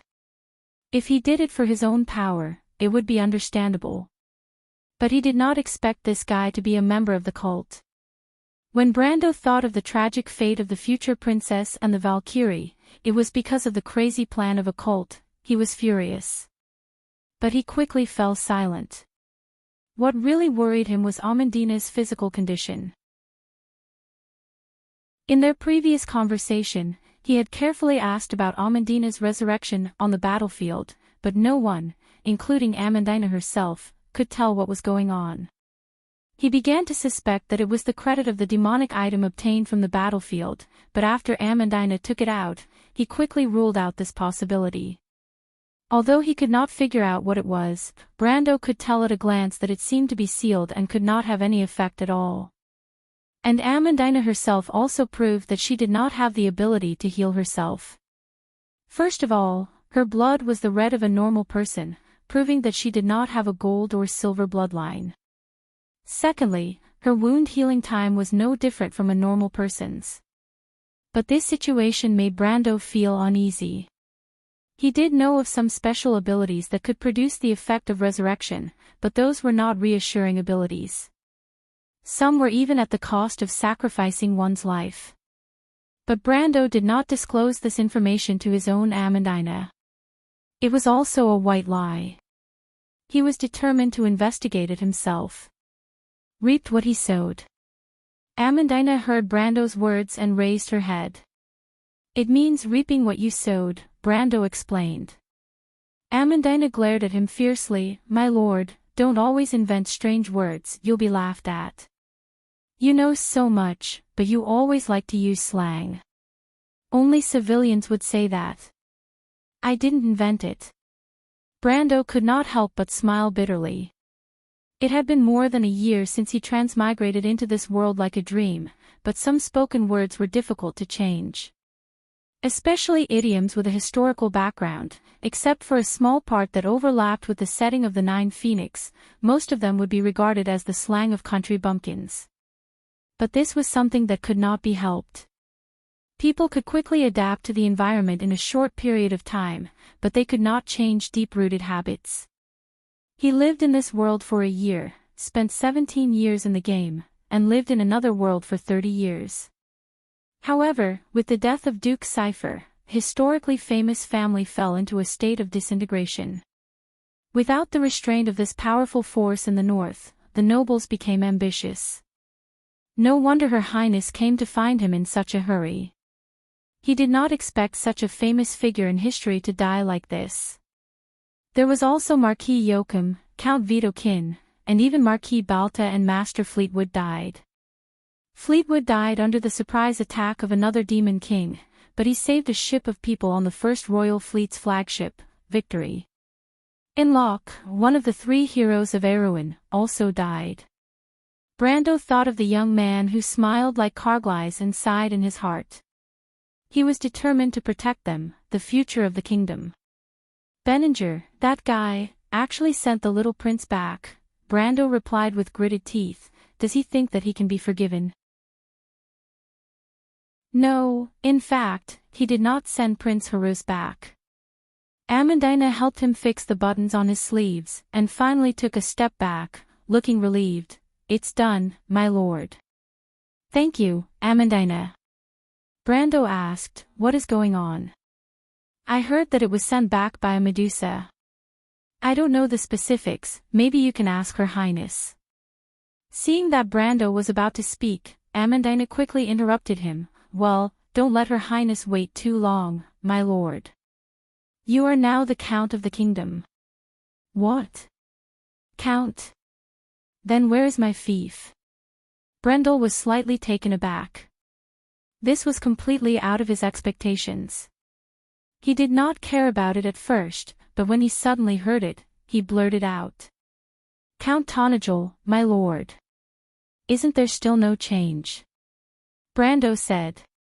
Then he was given a fierce stare. Brando had just walked out of the temple. The reconstruction of the Anderla Cathedral was actually only half completed. When he passed by many cloisters, he saw collapsed walls and a lot of scaffolding. These were all the masterpieces of the Shire, of course, Brando would never admit it. Then he saw Her Highness waiting outside. Your Highness. Princess Griffin looked back and nodded in satisfaction when she saw his attire. How is the Count's health? He is fine. Your Highness. Before Brando could finish, Princess Griffin interrupted. Mr. Brando, the nobles in the north intend to support my brother on the throne.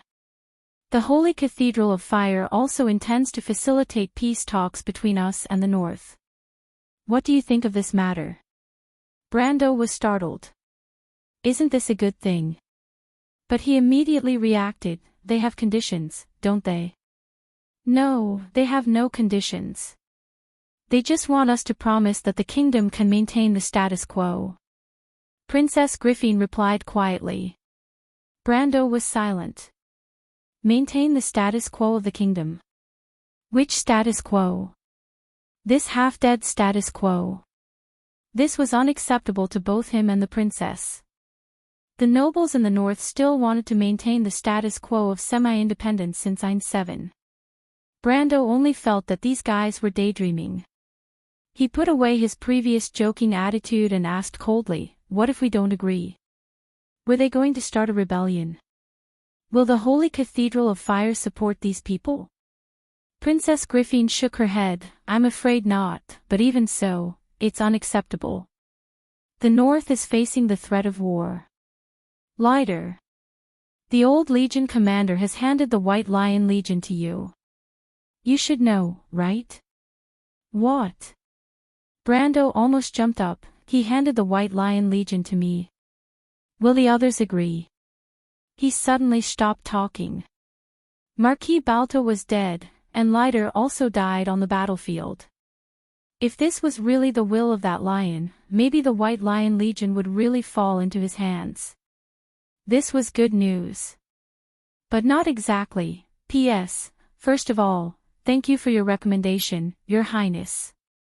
But I happen to have something to do tomorrow. Woo woo woo, auspicious blessing, the house is safe. If I don't come back, QAQ, if you like this work, you are welcome to come to Chidian. Calm to vote for me. Your support is my biggest motivation.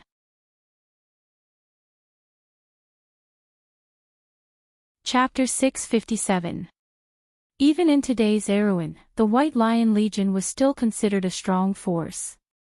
In the year of spring, Marquis Balta had used it to defeat the Lion Beastmen of Toquinin. However, it was only enough to satisfy the nobles. What he wanted was a lion with sharp claws and sharp teeth. He thought for a moment and replied, "Your Highness, I'm afraid I'm not suitable for this position now." The princess turned back to look at him in surprise. Brando's furrowed brows slowly relaxed, and his expression slowly became firm. "Why?" she asked doubtfully. "Well, Your Highness, do you want to hear the truth or a lie?" Brando raised his head. There was a touch of breathtaking blue on the horizon of Ampere Seal, but it was just a sign before the next storm. The air was filled with the moist smell of the sea. He walked with the princess to the white square. The half-fairy princess was only a little taller than his shoulder. She was wearing a long silver dress, the thin silk clinging to her porcelain-like skin. The dress folded like a huge flower petal perfectly set off her slender figure.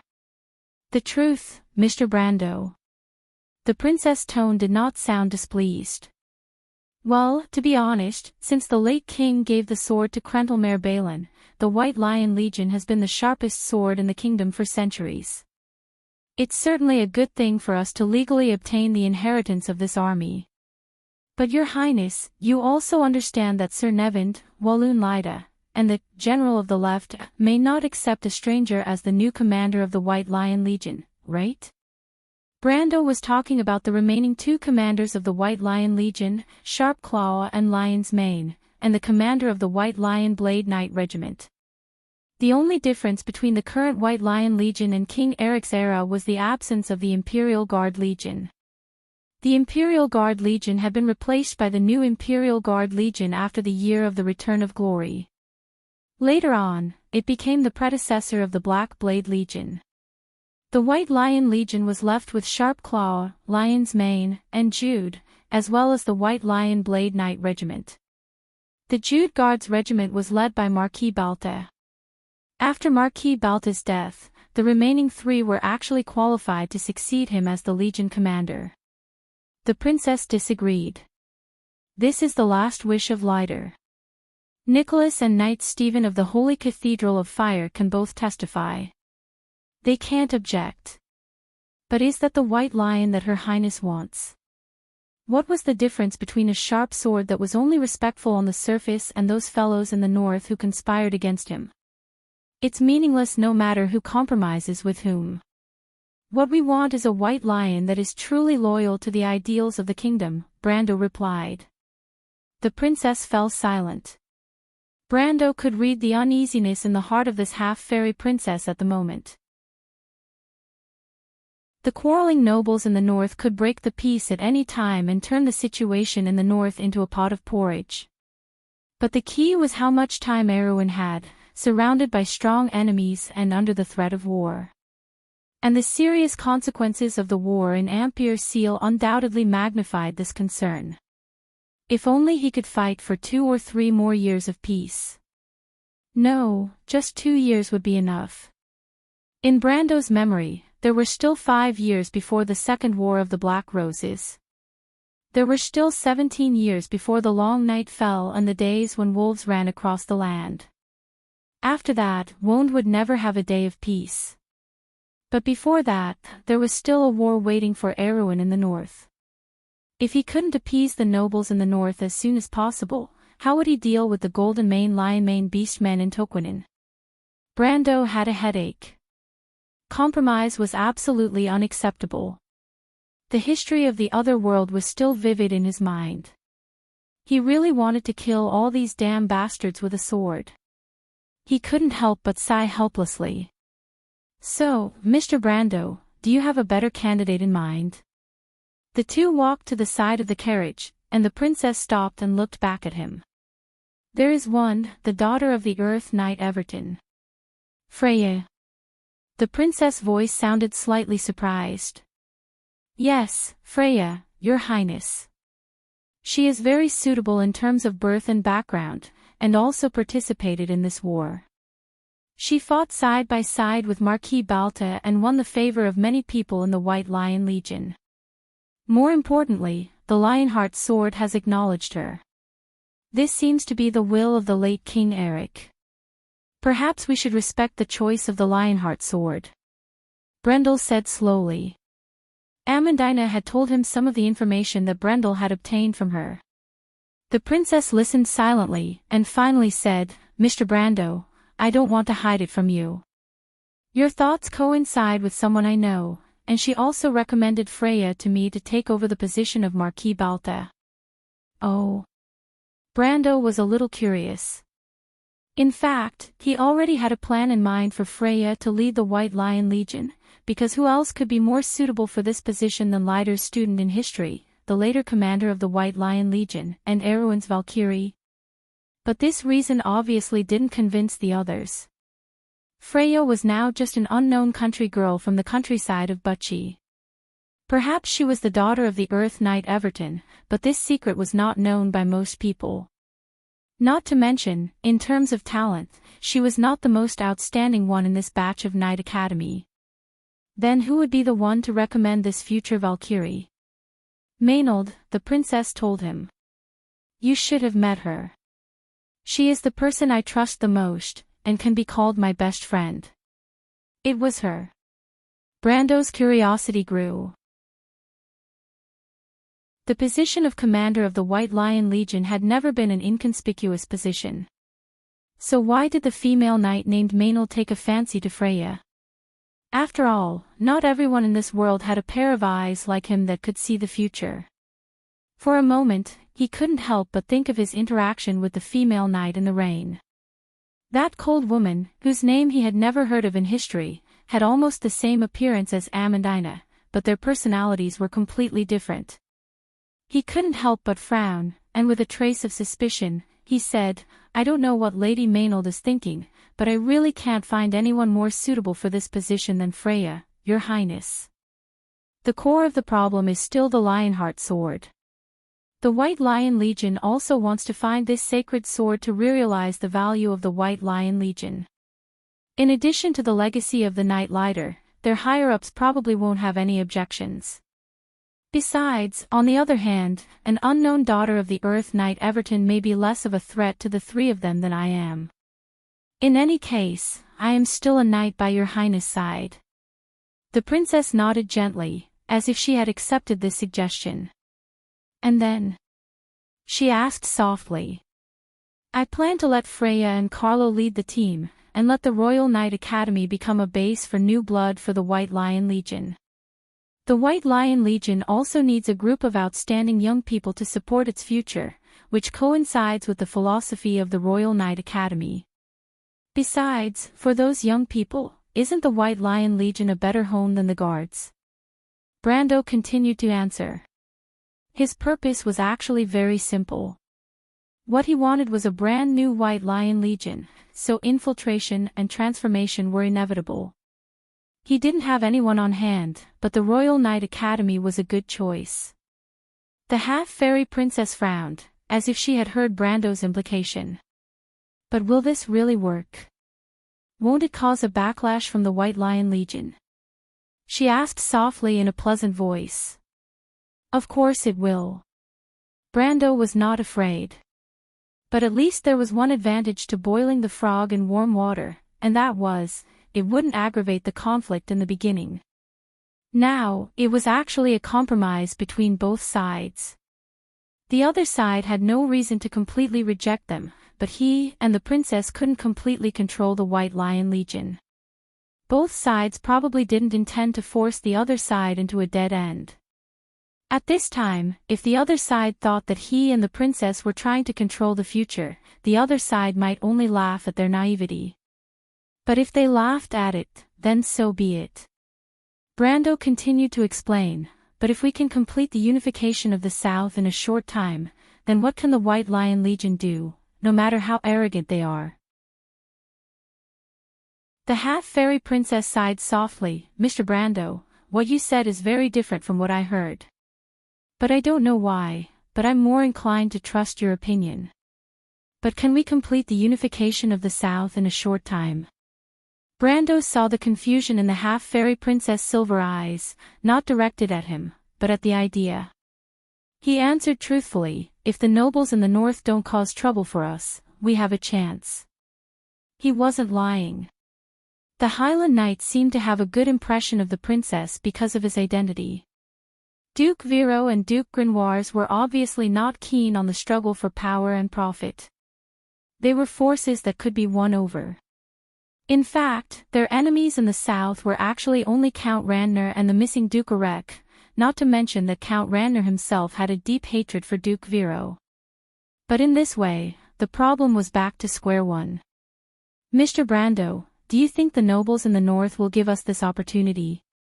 The princess asked again. It was not that she didn't understand, but all of this seemed to be a dead end. Would the nobles in the north give them this opportunity? The answer to this question sounded reasonable. Of course not. Those with bad intentions were eager to make a mess of the situation. But Brando pondered for a moment and gave a completely opposite answer. I think there will be a chance. The princess looked at him curiously. Brando thought of what Cruz and Tuman had said to him before. Maybe Wood would really give him a surprise. In any case, the key to breaking the situation in the north was the attitude of the Holy Cathedral of Fire. The Holy Cathedral of Fire may not want Erwin to be caught in a scuffle. Your Highness, we just have to wait and see. This time, Cruz will give us a satisfactory answer. But I don't want to compromise with them. You know this, Mr. Brando. We won't compromise with anyone, Your Highness. Unlike Princess Griffin, Brando didn't actually have much tension and uneasiness in his heart. Because in his opinion, the most difficult times seemed like yesterday. The darkest period of history had passed, and the future would only get better and better. And he just needed to identify that goal and firmly go down it. The princess was slightly stunned, but she seemed to understand. She looked at Brando with splendor in her eyes. Brando nodded slightly to her. Some things were so simple, it was just that people were trapped in it and couldn't extricate themselves from it. Even when the princess was at her weakest, the Holy Cathedral of Fire didn't take advantage of her. Could it be that Cruz still wanted to make them bow their heads? The situation had actually been reversed. A faint smile appeared on Princess Griffin's face, and she sighed softly. She turned back and invited him with the unique, crisp voice of an elf. The weather is good today, Mr. Brando. Would you like to walk with me? I want to see the newly built port of Ampere Seal. Brando was stunned. He felt the beautiful silver eyes looking at him, and the affection contained in them was self-evident. But he was in a dilemma. On the one hand, it was the invitation of Her Highness, and on the other hand, it was an equally important arrangement for him. Before coming out, Brando checked the EXP he gained from this war. The harvest could be said to be very rich, especially in the final battle. Almost all of the EXP from the Titan that the Roman killed was credited to him. But the only problem was that the EXP had now turned into a dim gray. This only meant one thing. That was, the EXP had reached the upper limit of elemental activation. Next was a process that he was very familiar with, the elemental activation quest. In fact, the timing was just right. The war in Ampere Seal was like an important node for Brando. After the war, everything was on the right track. As long as the situation in the north was appeased, he would have time to complete this series of elemental activation quests. But there was only one problem. That was, now that his equipment was in a damaged state, he couldn't just wear a blank set of equipment to complete the quest, could he? However, repairing equipment, especially magical equipment, was a time-consuming and long job in the game. He had to prepare as soon as possible. Princess Griffin seemed to see his hesitation and asked, "Is there a problem?" "Well, I want to go to the workshop area first." Brando replied awkwardly. "I see." The princess seemed to understand. She thought for a moment, "Mr. Brando, do you know the most famous weapon and armor shop in Ampere Seal?" Lucretia's Weapon and Armor Shop. The name immediately came to Brando's mind. The most famous weapon and armor shop in Ampere Seal was neither opened by the dwarves, who were best at forging steel, nor by the elves who were good at magic arts. Instead, it was a shop opened by a fairy. This shop was very famous in the game, but it was not open to players. Instead, it was run by nobles. Only a few players with prominent identities and enough reputation could enter, but Brando, who dealt with skeletons all day, was obviously not one of them. He looked up, thinking that Her Royal Highness wouldn't want to go with him to the clanking and smoky workshop area, right? But he heard Princess Griffin reply in a pleasant voice, "Please get in the carriage, Mr. Brando. Timmy's, send the carriage to Lucretia's Weapon and Armor Shop." Before Brando could react, he saw the female officer in front of him personally open the carriage door for him. P.S. Writing is a little slow, .. Looks like I can't make up for yesterday's work today. I'll owe you for now. Anyway, today's work will be better. To be continued. If you like this work, you are welcome to come to Chidian. Come to vote for me. Your support is my biggest motivation.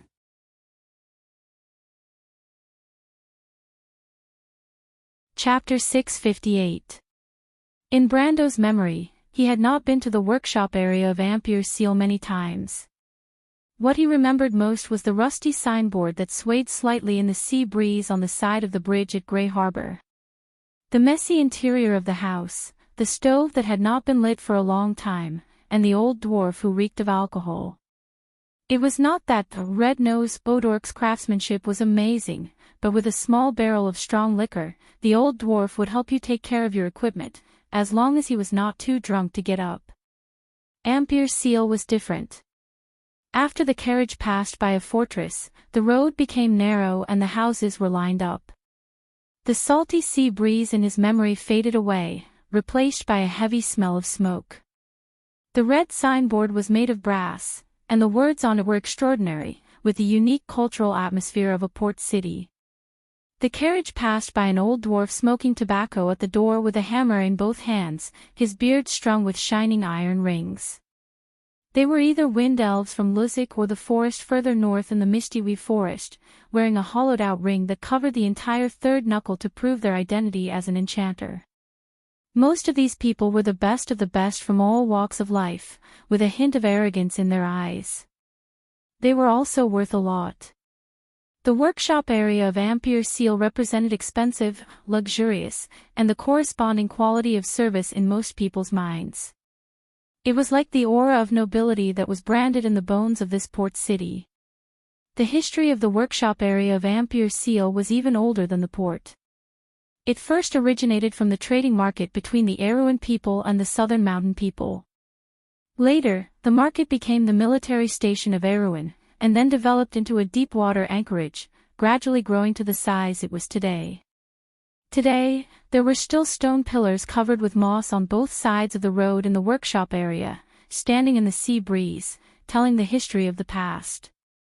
The carriage slid into a secluded alley, and the sound of wheels turning in the pottery or textile factories behind the alley became distant.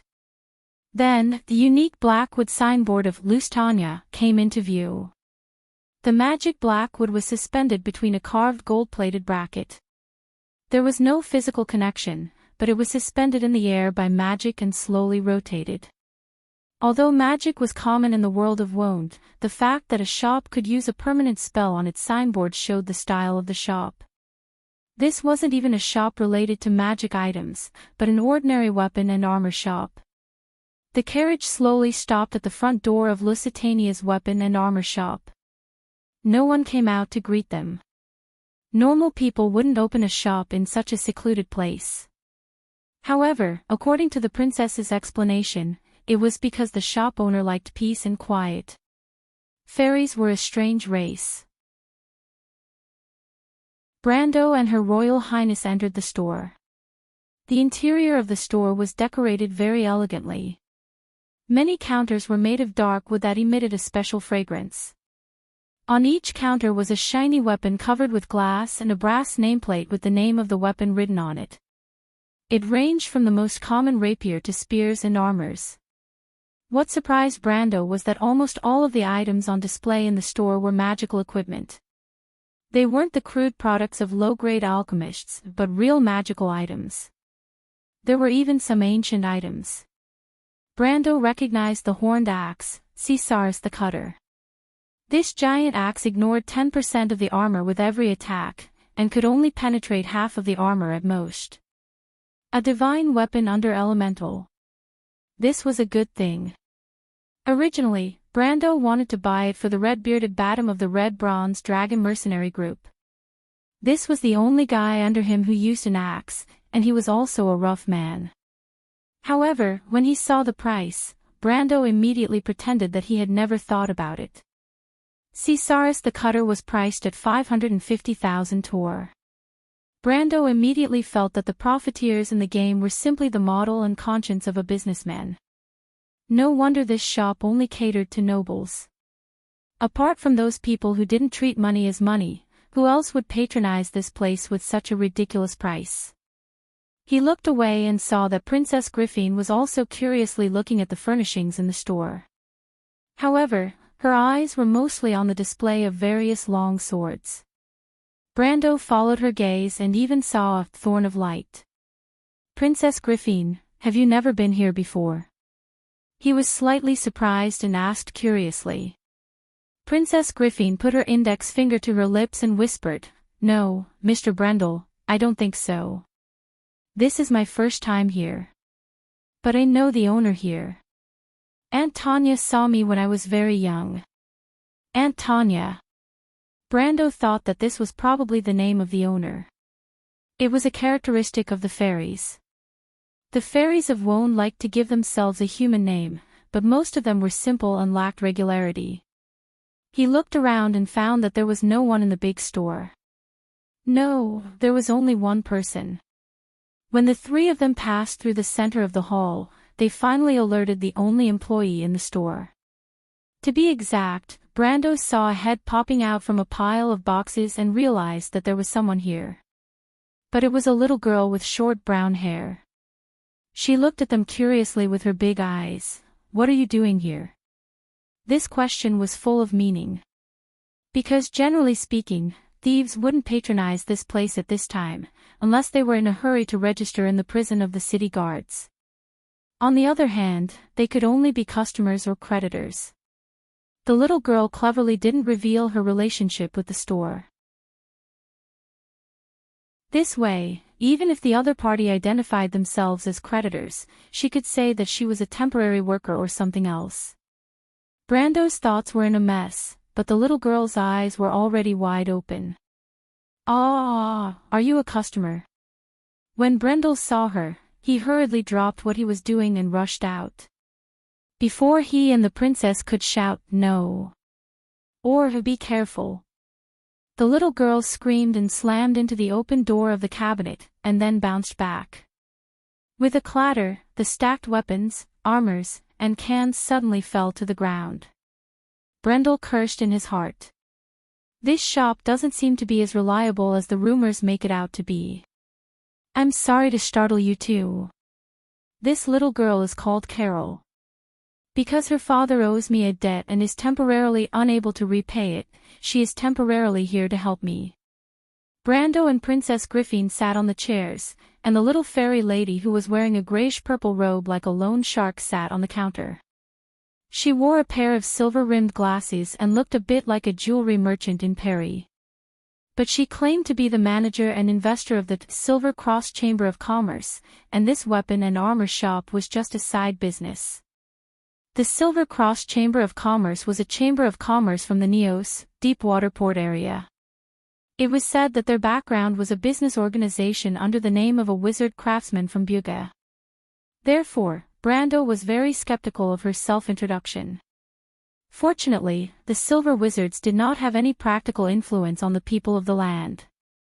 Since they practiced isolationism, Brando was too lazy to ask. He glanced at Carol, who was holding her red forehead with tears in her eyes. Isn't this the legendary child labor? Brando expressed his sympathy. This child is too young.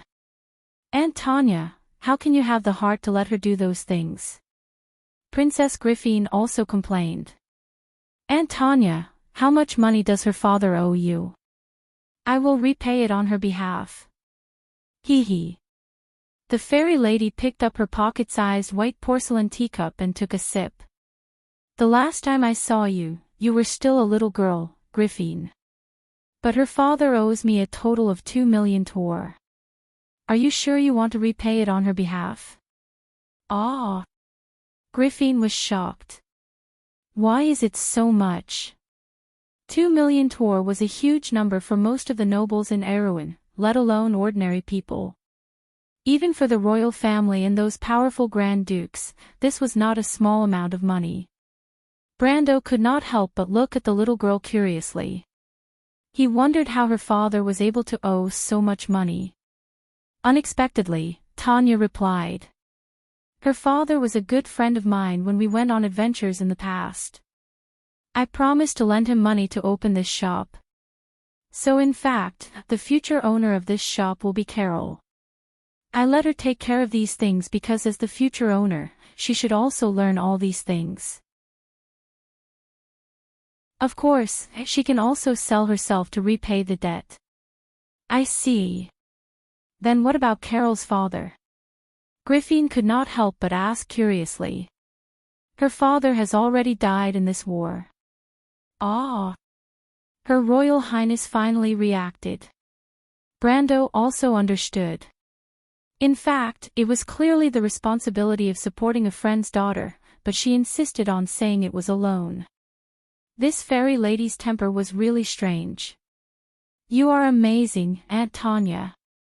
Her Royal Highness praised from the bottom of her heart, but also a little sad. All of this is because the descendants of the Covardo family did not fulfill their responsibilities, and the war spread in the kingdom.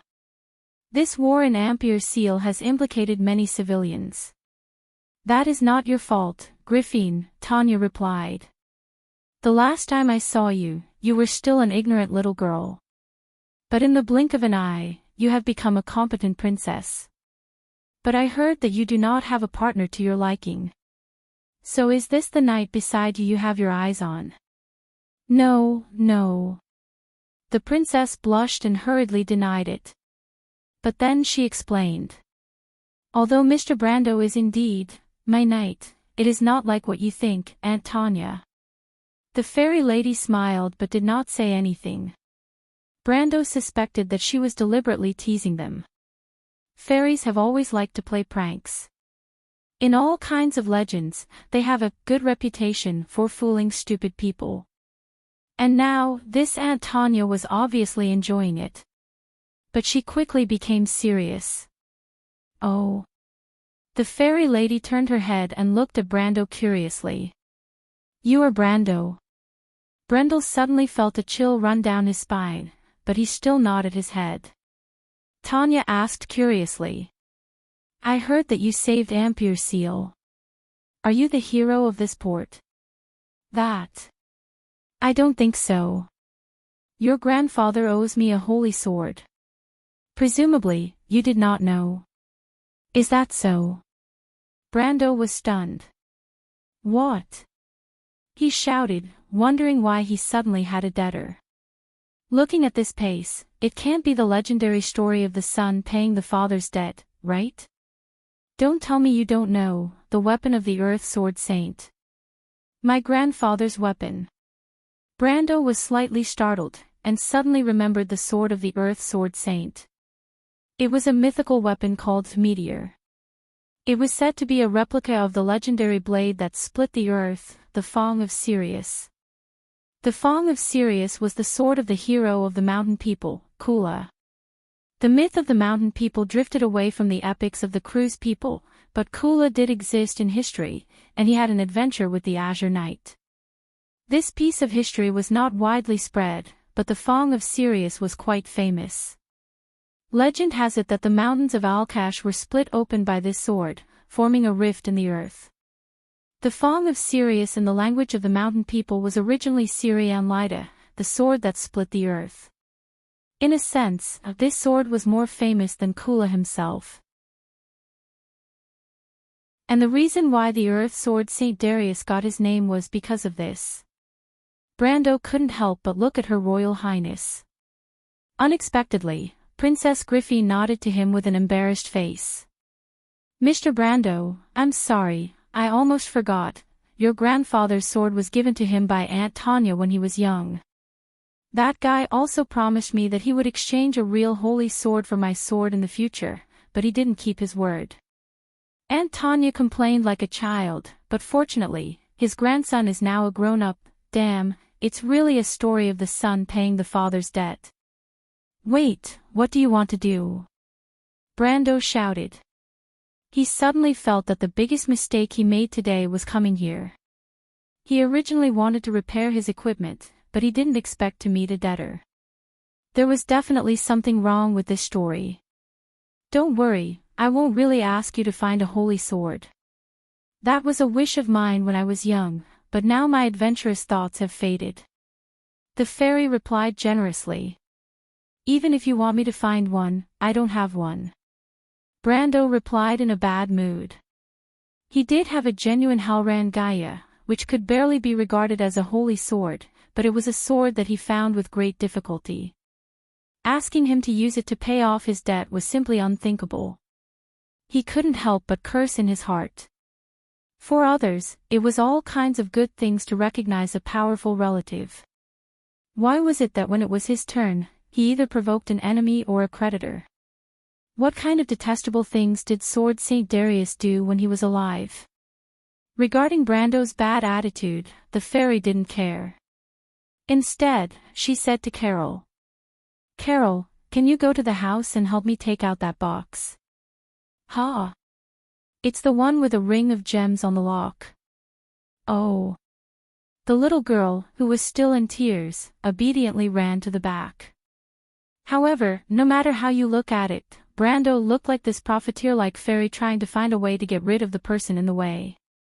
Sure enough, she turned her head and said, Griffin, Mr. Brando, I want to ask you to do me a favor. Aunt Tanya, what's the matter? Before Brando could answer, Princess Griffin had already spoken. I want to ask you to help me find something. Aunt Tanya, those legendary holy swords have long disappeared in the current era. This is no longer the era of the War of the Holy Saints. Princess Griffin couldn't help but smile bitterly when she heard what she said. Obviously, she had some understanding of this aunt's eccentric temper. That's not necessarily true. The fairy looked disapproving. She put down her teacup. The real glorious era is just about to begin. But let's not talk about this first. I'm not asking you to help me find a holy sword or anything. Princess Griffin was slightly startled. Aunt Tanya, what are you looking for? This is actually the reason why I came to Ampere Seal. And I don't have to find that thing. I just want to take a look at it.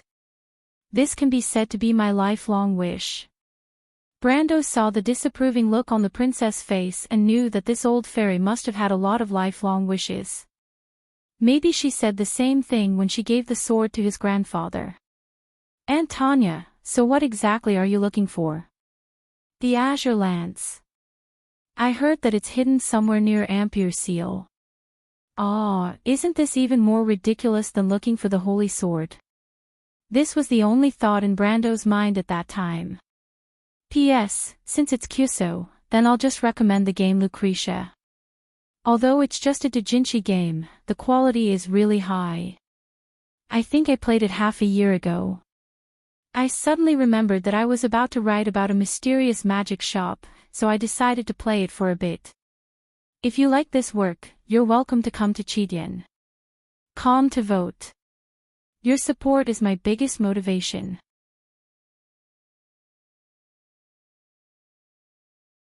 Chapter 659. The Azure Lance. Aunt Tanya, where did you get this information? Brando saw that Princess Griffine was suddenly nervous, and her body was as taut as a bowstring.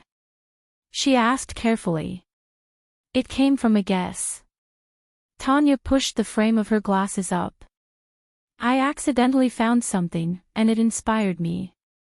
The princess breathed a sigh of relief and sat back down. I see. The fairy was dissatisfied. Shouldn't you be asking what inspired me? No. I'm sorry, I was too surprised. Princess Griffine corrected herself, not knowing whether to laugh or cry. She didn't care at all. She only cared about whether the news of what happened under Ampere's seal that day had leaked out. But the fairy's temperament was just so eccentric, and she knew very well that if she didn't go along with her temper, there would be no end to it today. So she had to pretend to be very interested and asked, so Aunt Tanya, what exactly is it? Is it the documents that were lost before the era of the Lost Radiance? Of course not. Tanya was startled.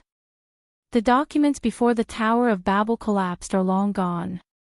That's everything that countless wizards have been searching for their whole lives. How could I possibly find it? She put her finger to her lips and reminded them with a serious expression, you must not joke about this. Have you seen the anger of the silver folk? I understand, Aunt Tanya. So what exactly did you find? Princess Griffine asked helplessly. You'll understand in a moment. Brendel saw that the princess exchanged a look with him, telling him to wait for a moment. He could roughly understand the princess's mood at the moment, but contrary to what the princess expected, he was not in a hurry at all. On the contrary, he also wanted to know why the fairy was so sure. He had a vague feeling that this might be the original quest line about the azure lance in the game. At this time, Tanya clapped her hands.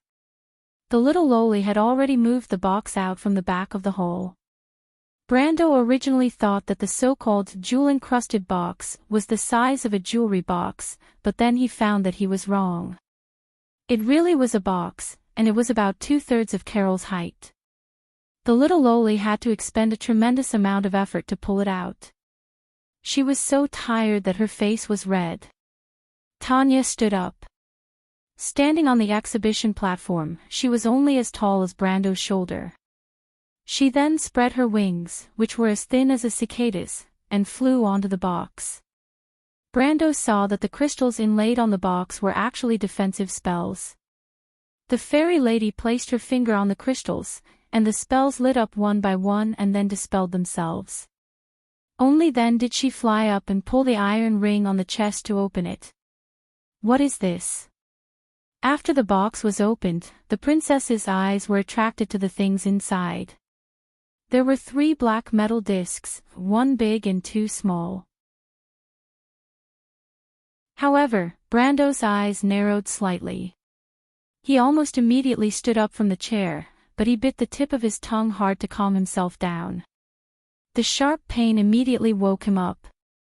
This was the Great Earth Slate. It recorded the creation epic of the Cruise people, a sacred object in the original text of the Pale poem. Legend has it that it recorded the text that analyzed all the secrets of the mortal world. In the future, it caused a bloody wizard war because of it.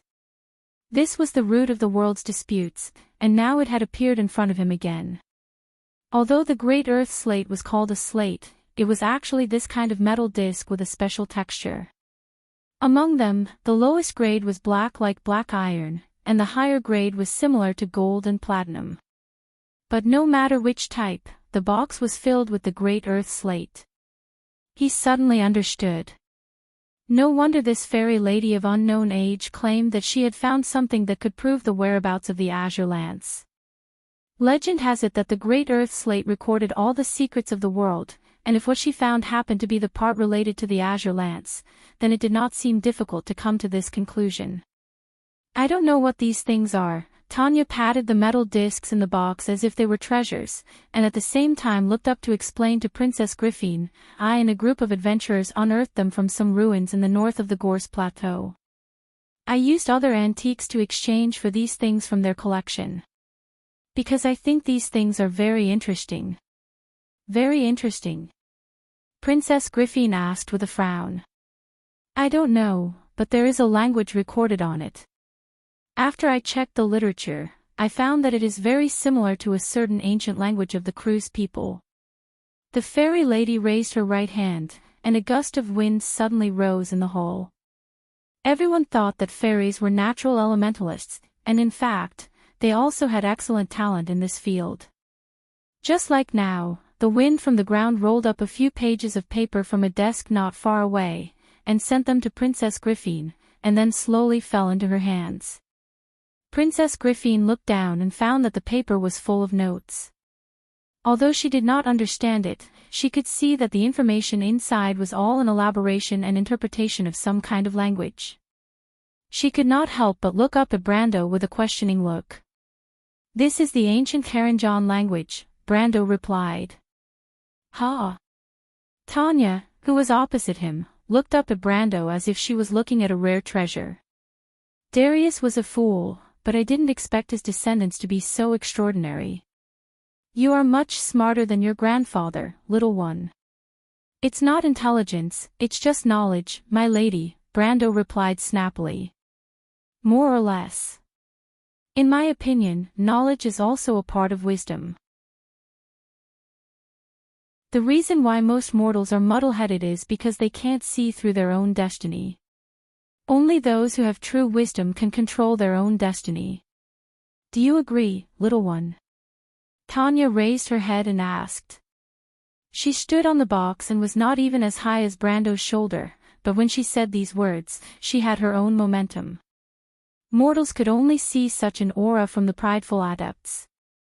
Although adepts controlled the power of magic, they still held the power of wisdom in high regard. Knowledge changes fate, that was the inscription on the silver tower. Brando more or less confirmed the identity of the other party. Her Royal Highness was still looking at the notes page by page. She did not fully understand it, but it did not prevent her from understanding the meaning of the above with her own intelligence and wisdom. She asked, does these words have anything to do with the Azure Lance? Could it be that this tribe of Cruise's people once safeguarded the Azure Lance? No, Brando shook his head. The Caranjon clan has nothing to do with the Azure Lance, but the documents recorded in a similar language on these stone tablets are related to the Azure Lance. These are not stone tablets, the fairy reminded from the side. She also used her hand to flick the metal discs. Clang, clang. But Brando ignored her and said to himself, this is the ancient epic of the Cruise people, the language of the Pale poem. With a crash, all the manuscripts in the hands of Her Royal Highness slipped to the ground. Tanya's movements also froze there. In the vast land of Wonde, in the long river of history, the legend of the Pale poem of the Cruise people had been passed down from mouth to mouth since an unknown time. No one had even seen the text of this magnificent epic. Legend has it that it was first recorded on a stone tablet, and later scattered in Tolad, the White Plains, and Homan, and then only fragments of history were left. In the Dark Ages, the ancients gathered together the fragments of history and carried them through the wilderness. This was the first history of the civilization, and the history book after that was stored in the library of the Holy Cathedral of Fire, but it was said that 1/3 of it had fallen into the hands of the silver wizards of Buga. But these were actually fakes that had been translated by the sages. The real Pale poem had neither a beginning nor an end. It began at the beginning of the universe, and ended at the end of the world. It recorded all the secrets of the mortal world, and the iron, gold, and silver people could not understand more than 1/10,000th of it. You said this is the original text of the Pale poem. The fairy jumped up from the box as if she had been pricked by a needle. But she immediately calmed down and looked at Brando suspiciously. How do you know? Of course I know, Brando replied, Stamptiosa. In the earliest times, the runes contained magic. The earliest words were born from it, and today the witches still believe in the existence of magic in language. They call it the spirit of words. The ancient Karanjan language is only one of the original languages, and in fact, the earliest documents have records of this. In the mortal world, the number of people who could say this was less than 10. Especially the runic text at the beginning, it was the real original runes. Brando was not a wizard, so there was no magic vibration when he read it, but Tanya understood it. She no longer had any doubts. Like a cat that had found a mouse, her eyes lit up, and she flew over to grab Brando's collar, shouting, How do you know? Where did you read it from? Did you find the historical records before the era of the Lost Radiance? Brendel almost choked to death on her words. He hurriedly pushed the fairy away. In fact, he knew that he might encounter such a result before he opened his mouth. Not to mention the fairy, even Tumen would jump up and down in anger if he was here. When he was Braggs, Tumen was already so excited that he could not control himself when he told him about the original runes, let alone the complete sentence. But he had his own reasons for doing so. He straightened his collar and gave the princess a reassuring look. The princess had been stunned for a long time. Although she did not understand the wizard world, she knew that Brando might have some amazing secrets. What's more, just the part about the Pale poem was already shocking enough. She saw Brando nod to her, and she was relieved to pick up the manuscript on the ground. Brando turned his head. Aunt Tanya, of course I didn't find the historical records before the era of the Lost Radiance, you know that's impossible. But I just happened to have some research on the original runes. Some research, that's all. Tanya snorted softly. In the whole Silver Alliance, there are less than 10 people who are qualified to say that. You're telling me so much because you want to make a deal with me, right? This was the so-called shrewdness of wizards. Brando nodded. Aunt Tanya, I'd like to ask, did you find these stone slabs in the ruins of Hus on the Gorse Plateau? Ruins of Hus. No, there's no name there, but we found some antiquities about the War of the Holy Saints. There's a huge palace. Sure enough, it was the ruins of Hus. Brando understood. In that case, the stone slabs in Tanya's hand were the first batch of earth slabs to be excavated in history. But how could they be excavated so much earlier than recorded in history, or did it take a long time for them to be discovered after they were excavated? Brando leaned toward the latter possibility. But that was not important. He thought for a moment and asked, Aunt Tanya, do you really want to find the Azure Lance? Brando. The princess stood up. P.S. Relationship main story. I took a little more time to consider relationships when writing, please forgive me. To be continued. If you like this work, you're welcome to come to Chidien. Calm to vote. Your support is my biggest motivation.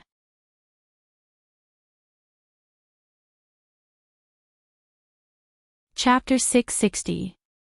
You already have a clue. Am I right? Am I right? Tanya flew up and looked down at the two of them. The fairy's face was full of excitement as she spun a few rounds in the sky. I should have thought of this earlier. Ever since the late King Eric built the city here, the nobles of Aween have held on to the secrets of this port for thousands of years. How could you not know about Ampere Seal's secrets? Griffin, why didn't you tell me in advance? Tanya turned her head sharply and almost dropped her glasses from the bridge of her nose. She hurriedly reached out to catch them. Aunt Tanya, sigh. Mr. Brando, you. The princess was really speechless. She actually didn't want to monopolize the Azure Lance, but the legend of the Holy Lance was too important. No one could imagine how much of a sensation the Holy Lance, which was as blue as the sky, would cause when it reappeared in this world. Whether it was the Holy Cathedral of Fire, the Holy Cathedral of the Wind Empress, or the Dwarves and the Earth Holy Cathedral of the Golden Mane clan, it was impossible for them to give up fighting for this legendary holy object. When that time came, what would happen to the kingdom of Erewhon? Brando didn't think so. He shook his head. Your Royal Highness, there are no secrets in this world that can be kept. Aunt Tanya gave me an idea. Leave it to me. The princess looked at him, sighed, and nodded. Brando then looked up at the fairy in the sky and said, Aunt Tanya, you haven't answered my question yet. Of course I want to. This is my lifelong wish.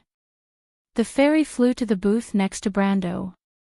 She sat on the edge of the booth, one slender leg crossed over the other, her hands on her knees, and looked up at Brando. Speak, little guy from the Cataloso family, son of the sword Saint Darius, what do you want from me? That's my grandfather. Brando replied snappily. More or less. I don't know your father. I can't say, hey, that's the son of so-and-so, right? It was very wrong, but Brando felt that if he tried to reason with a fairy, there would be something wrong with his brain. He just pretended not to hear this sentence as he turned back to take a page of the manuscript from the princess, and then turned back to ask, will the silver folk know about this deal? Why do you ask? Tanya was slightly startled. You know why, Aunt Tanya. Brendel had long suspected that this fairy lady was most likely the spokesperson of Bugha in the mortal world. Besides, other than Bugha's scholars, most people wouldn't study the ancient language. He reached out and tapped lightly on the paper.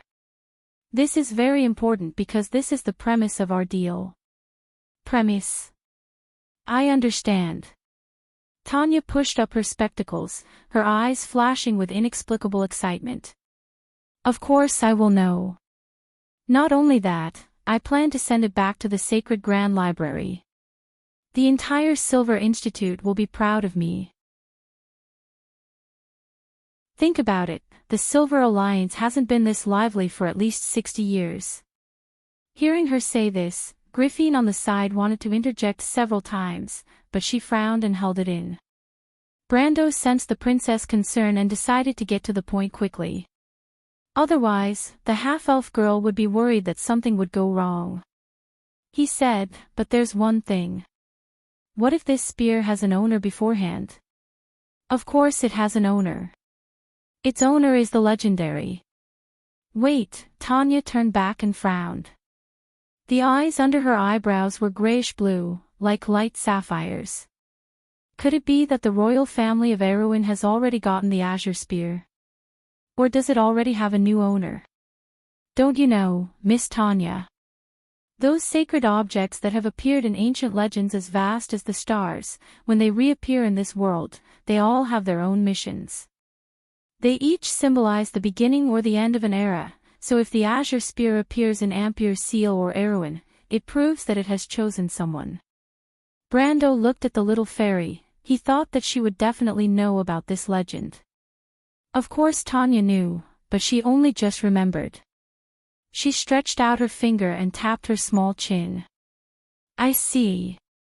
So, the azure spear wasn't discovered by the former royal family of Erewhon.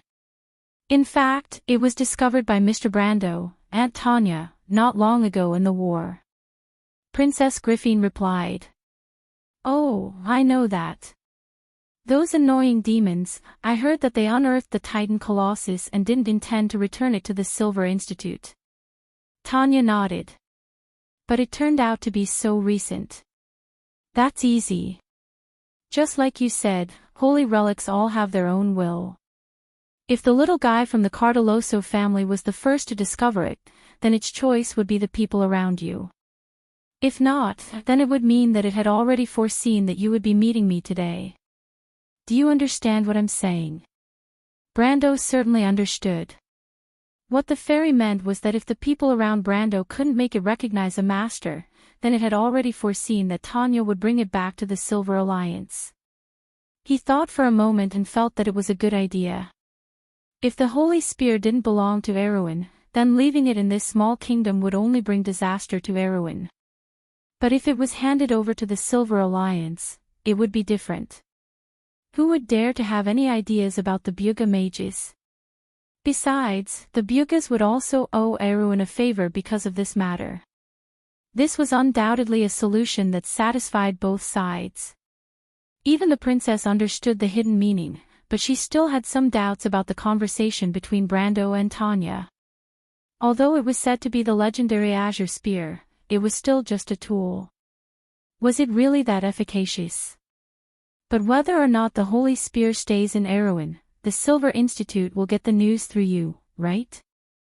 Brando asked again. Tanya thought for a moment and nodded. Well, it's impossible for me not to report such an important matter. She glanced at Brando again and frowned. How do you seem to know how we do things? Brando smiled slightly. Have you forgotten that I've also learned the primordial runes? The fairy suddenly understood. How could mortals have the opportunity to come into contact with the knowledge of the Silver Institute? If Brando had learned from those mortal wizards, he would have learned some crude magic at most. So she took it for granted that Brando's knowledge inheritance came from Buga. She couldn't help but ask, "Little guy, who's your teacher?" "I'm a Highland Knight, have you forgotten?" "According to the rules, I can't say." Brando replied. "You're a Highland Knight?"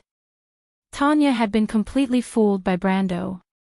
Her small eyebrows straightened and then frowned. "Oh yes, that idiot Darius is also a Highland Knight. I almost forgot." "Forget it, let's skip this question." Brando laughed in his heart. The split between the Black Tower Wizards and the Silver Institute was a stain on the Silver Alliance. Although the timeline was very long ago, both sides had forgotten the old hatred and formed different inheritances. But as a rule, in order to not cause disputes, both sides would not talk about each other's history in depth. Tanya, who had accepted Buga's inheritance, was no exception. This allowed him to get away with it, so he continued, "So, Miss Tanya, you should admit that if the news of the Azure Spear's existence in Erewhon spreads further, what will happen?" Hearing this, Griffin also pricked up her pointed elven ears. Obviously, this was the part that Her Highness the Princess was most concerned about. Tanya put one of her legs down and stood up from the stand. She wrapped her arms around herself and rested her chin on her fingers, lost in thought. Obviously, she understood what Brando was going to say. Once the news of the Azure Spear's existence in Erewhon spread, it would definitely attract covetous eyes. Of course, if it were those petty thieves, she could easily deal with them. But the problem was far more than that. Whether it was the Holy Cathedral of Fire or the Holy Cathedral of Wind, it was unlikely that they would let go of this opportunity. She glanced at Brando and asked calmly, "If you can say that, you must have a card up your sleeve, right? This is the content of our deal." Brando had indeed premeditated since long ago, ever since he discovered the identity of this fairy lady, otherwise he would not have said these things. "Tell me about it." "If it's the first situation, the Azure Spear will be sent to Buga, naturally there won't be a problem. But you have to declare that the Azure Spear is indeed in your hands, and can't cause trouble for Erewhon. Is that okay?" Brando asked. He glanced at the princess, and the half-elf girl nodded at him to show her support. "Of course not, that's fair." Tanya thought for a moment, and as an elder, "It's not worthwhile for me to take advantage of you. I'll even compensate you." Brando smiled and did not refute. "Then what about the second situation? how about I rent the azure spear to you? Ah! He immediately heard Her Highness the Princess cry out softly. And Tanya's eyes lit up at once. You're so cunning. The fairy lady could not help but exclaim, and then said to the half-elf girl, Griffin, where did you find this guy? In my opinion, you'd better tie him up quickly. Aunt Tanya. Princess Griffin was a little helpless, but also a little curious. What exactly is it that deserves such praise from you? I'm not praising him, Tanya replied snappily. The Silver Society's interest in the azure spear is limited to research. You know, the Silver people's interest in ordinary things has gradually faded in their long lives. Only those ancient secrets can attract our attention. So, we won't take possession of this spear at all. That guy knows this, and that's why he rented it to us. It's said to be a loan, but he's letting Erwin of Buga take the blame. And speaking of the loan, Tanya suddenly stared at Brando. You're not going to charge us rent, are you? Isn't this a matter of course? Brando asked. And this is just one of the deals.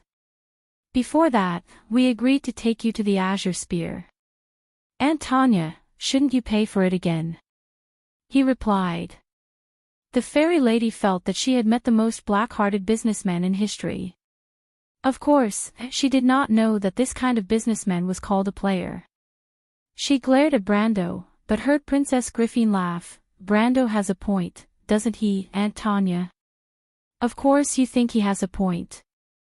The fairy lady snorted, but it doesn't matter. Overall, I'm the one who has the advantage. Tell me, what do you want? If you like this work, you are welcome to come to Chidian. Come to vote for me.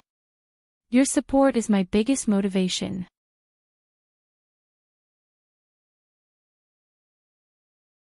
Chapter 661. Tell me, what do you want? As soon as the fairy opened her mouth, Brando showed a satisfied smile. Because at least at this point, he knew that his goal was already half complete. First, we need an environment that will allow us to complete the deal.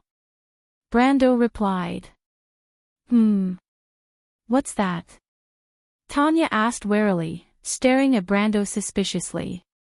Little guy from the Cataloso family, you're saying more and more new words, but I always feel like you're up to no good. Of course, he was up to no good. But how could Brando say that out loud? He shrugged. That's not it, but Aunt Tanya, you also know that after the war, Ampere Seal is a mixed bag of good and bad people, especially the spies of the Holy Cathedral of Fire and the northern nobles, who are closely watching our every move in the city. Among them, those northern nobles, you know what kind of forces are behind them. The fairy quickly flew up. Brando's words just happened to point out one of her worries. She circled in the sky a little irritably and muttered, the Holy Cathedral of Fire and the cultists are indeed troublesome. Especially the Holy Cathedral of Fire, although they don't have much power, they're annoying like flies buzzing around. Brando blushed with shame. In his opinion, only the Silver folk would dare to say that the Holy Cathedral of Fire was like a fly. But in terms of their hatred for this force, the two of them were the same and reached a consensus. Of course, we'll completely clean them out, so that they have no reason to establish themselves in Ampere Seal. Before Brando could finish, he was interrupted by Tanya. Wait, you don't want us to help you regain control of Ampere Seal, do you? As everyone knew, Ampere Seal was an autonomous port promised to the Holy Cathedral by the Erwin royal family. Today, with the rise of religious power, the Holy Cathedral more or less occupied such land in the various kingdoms under his rule. In fact, the nobles of Erwin had been coveting Ampere Seal for a long time, but no one was as bold as Brando. Brando looked back at Princess Griffin, only to see her mouth slightly open, looking at him in surprise as if she was seeing him for the first time. But this was nothing, Brando thought. This was just the beginning. What he wanted was a brand new Erwin who would not be manipulated by anyone and could control his own destiny. He already had a plan in mind, and his tone became confident. If that's not the case, do you think the Azure Lance can easily leave Erewhon's territory?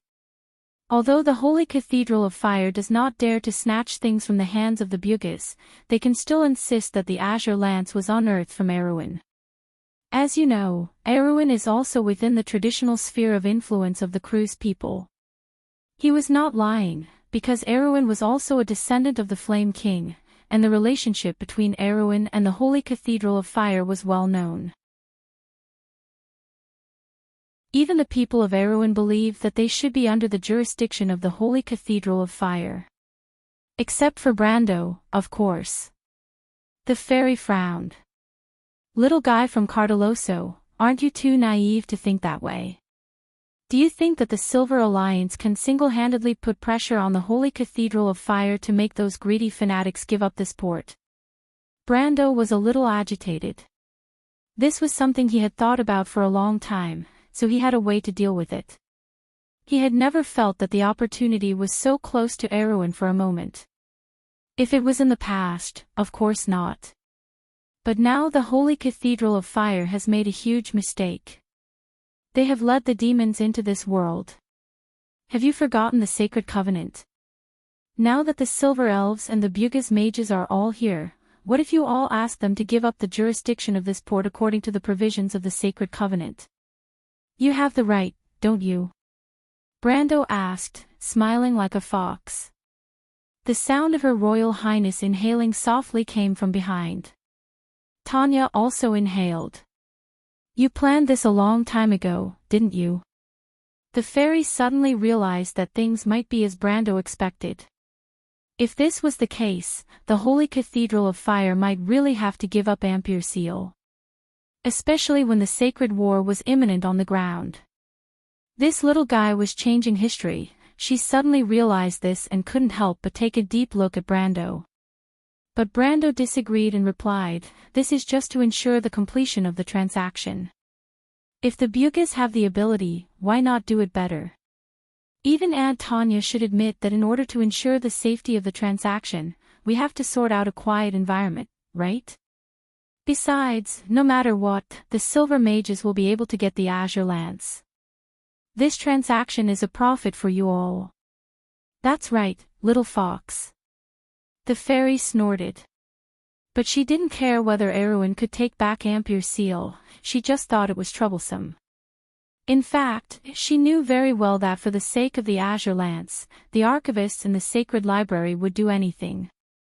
Not to mention helping Erewhon take back a port, even if they had to join the Sacred War of the Mortals, so what? The long life of the Silver Folk had already shaped their arrogant and indifferent character. Good. Brando nodded with satisfaction. Sweeping the Holy Cathedral of Fire and the Northern nobles out of Ampere Seal so that Erewhon could take back the port was actually only part of the deal. The key was that in this way, the tentacles of the Holy Cathedral and the Northern nobles would have a hard time penetrating the center of the South, and it would be much easier for Her Royal Highness to complete the unification of the Southern Territory. Of course, he wouldn't say these hidden parts and take up the share of the transaction. He continued, then the next thing is the compensation I need personally. What do you need now? Tanya asked in annoyance. What I want is very simple. I want to learn how to decipher ancient characters from you, and study these 3 slates with you while you stay at the port. Brando replied. In fact, for him, this was the crux of the deal. No one knew what kind of bloodshed these Earth slates would cause in the future, because the knowledge on the slates was too precious. It not only recorded ancient history, but also secret methods and knowledge from before the glory was lost. About the past, and everything about the people of the gods who had disappeared, but deciphering the slates was a specialized skill, and even the mages of Galba knew very little about it, and now was an opportunity to get started. How could Brando let it go? Erewhon missed the First War of the Holy Saints, so he couldn't become one of the most powerful empires in the world of Woned. But now, with him around, how could Erewhon miss another opportunity? However, this deal sounded a little insignificant to Tanya. She froze for a moment, probably not expecting Brando's request to be so simple. The fairy's face softened a little, and she looked at Brando carefully. So you're not really greedy. It's been hard on you. She flew to Griffin's side and sighed. You have a great night, Griffin. Yes. The half-fairy princess nodded seriously.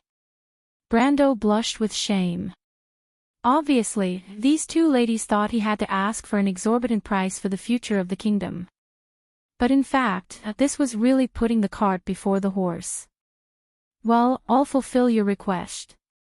The search for knowledge is a noble thing, and this is not part of the deal. What else do you want? Tell me, little guy. Tanya suddenly spoke. Well, how about helping me repair my equipment? Speaking of which, this was actually his original purpose for coming here today. But after thinking for a moment, he added, can you help me find some magic equipment while you're at it? This shouldn't be difficult for a bugle wizard, right? That's hard to say. The inferior magic equipment has been dismantled by those old guys, and I can't find any better ones for you. Tanya replied casually. Let's take a look at the equipment you want to repair first. Speaking of which, this is your purpose for coming here. Brando nodded, and then took out the equipment from the dimensional cave one by one. The fairy looked at it and suddenly exclaimed. Firefly. How did it become so broken? Wait, isn't this the Crimson Blessing? Did you throw it into the magic furnace to be recast? Martha above, the dragon god will definitely curse you. Every time Brando took out a piece of fantasy magic equipment, Tanya's eyes widened a little. In the end, she had to hold her glasses and stared at Brando, somewhat stunned. Did you rob a dragon's treasury? How can there be so many fantasy items? Also, is the equipment you want to help me find all like this? Do you think I look like a big fat sheep? She couldn't help but scream. No, you're mistaken. Brando was sweating. In the era before the Great Demonic Wave, he did have a little more gold equipment. However, those were all obtained through life and death situations, not through robbing a dragon's treasure trove. He did have a dragon by his side, but he didn't have the guts to do so. I just want some talismans, no matter what level they are.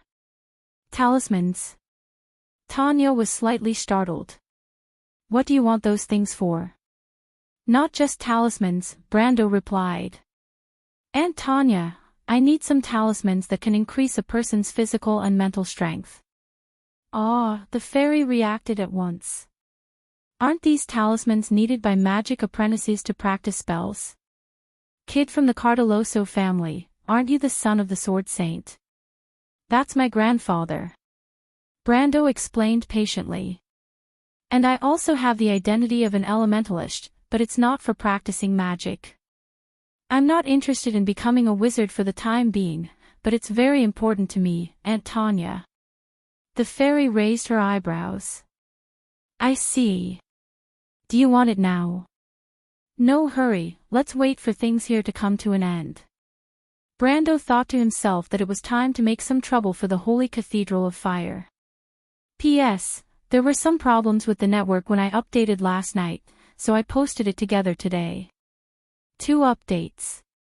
In addition, this month's outbreak starts tomorrow, and this outbreak may last until the end of the month. Please prepare the tickets. To be continued. If you like this work, you are welcome to come to Chidian. Calm to vote for me. Your support is my biggest motivation.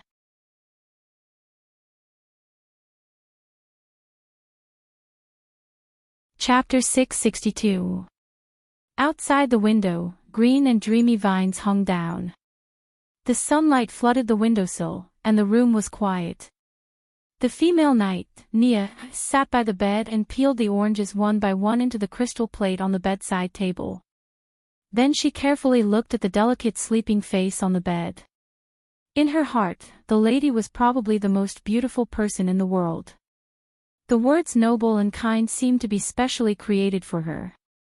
Few people outside knew what was happening inside Yen Bao. Since the sword throne was broken, the struggle for power in the family had not stopped for a moment. The collateral branches all thought that the current head of the family, the current Earl Yenbao, should be responsible, but everyone knew that it was just an excuse. The source of the struggle was the Earl's younger brother, who was called Dear Baron Doll by the outside world. But it was not full of praise, especially when Yenbao led the people to mention it. They all gnashed their teeth. About a month later, the Earl's youngest son was poisoned to death at the revival ceremony. It was later proven that he was just paying for someone else's life. The gluttonous little guy slipped into the kitchen, and his body was found with a little maid. There were some things that Nia did not dare to tell Dilfari, but she felt that the clever lady could more or less guess something. If she had not watched the old master become more and more haggard day by day, the lady would not have rashly gone to the south. She stared at the pale face in a daze. The thick eyelashes drooped gently, and the lips were as red as cherries, dotting the snow-white skin. Over the past few days, Miss Dilfari had only been awake for a limited time, but every time she asked if there was any news from the family. The female knight looked at her weak appearance, and several times she almost could not hold back her tears. The lady could not stand up and had lost the ability to use magic for the rest of her life. She was recognized as a genius in Yenbao when she was a child. What kind of power made her accept this so calmly? The female knight looked at her sword. The reason why she was called a knight was that her ancestors had been blessed by the Earl of Yenbao, but the lady might have her own choice. At this time, there was a soft knock on the door. Miss Nia. It was the maid's voice. The female knight seemed to be startled and replied with some shame, "Please keep your voice down and come in. The lady is still resting." The door was pushed open, and the maid's expression was somewhat ugly.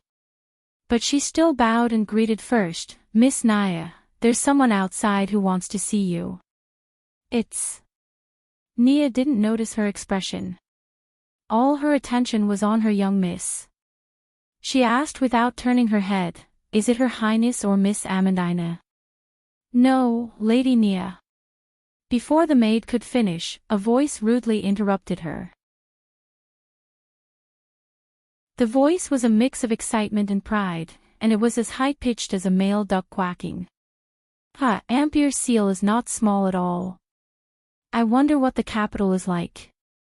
What's wrong, little Nia? You can't even recognize me after a few days. Akel. The female knight shuddered as if she had found this name from hell. A look of disgust appeared on her face. She stood up and subconsciously reached for her sword.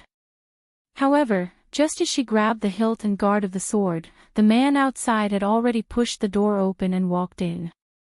To be exact, it was just a young man. His dark brown curly hair was very beautiful, but it contrasted with the pale skin underneath. His lips were so thin that they were almost inhuman.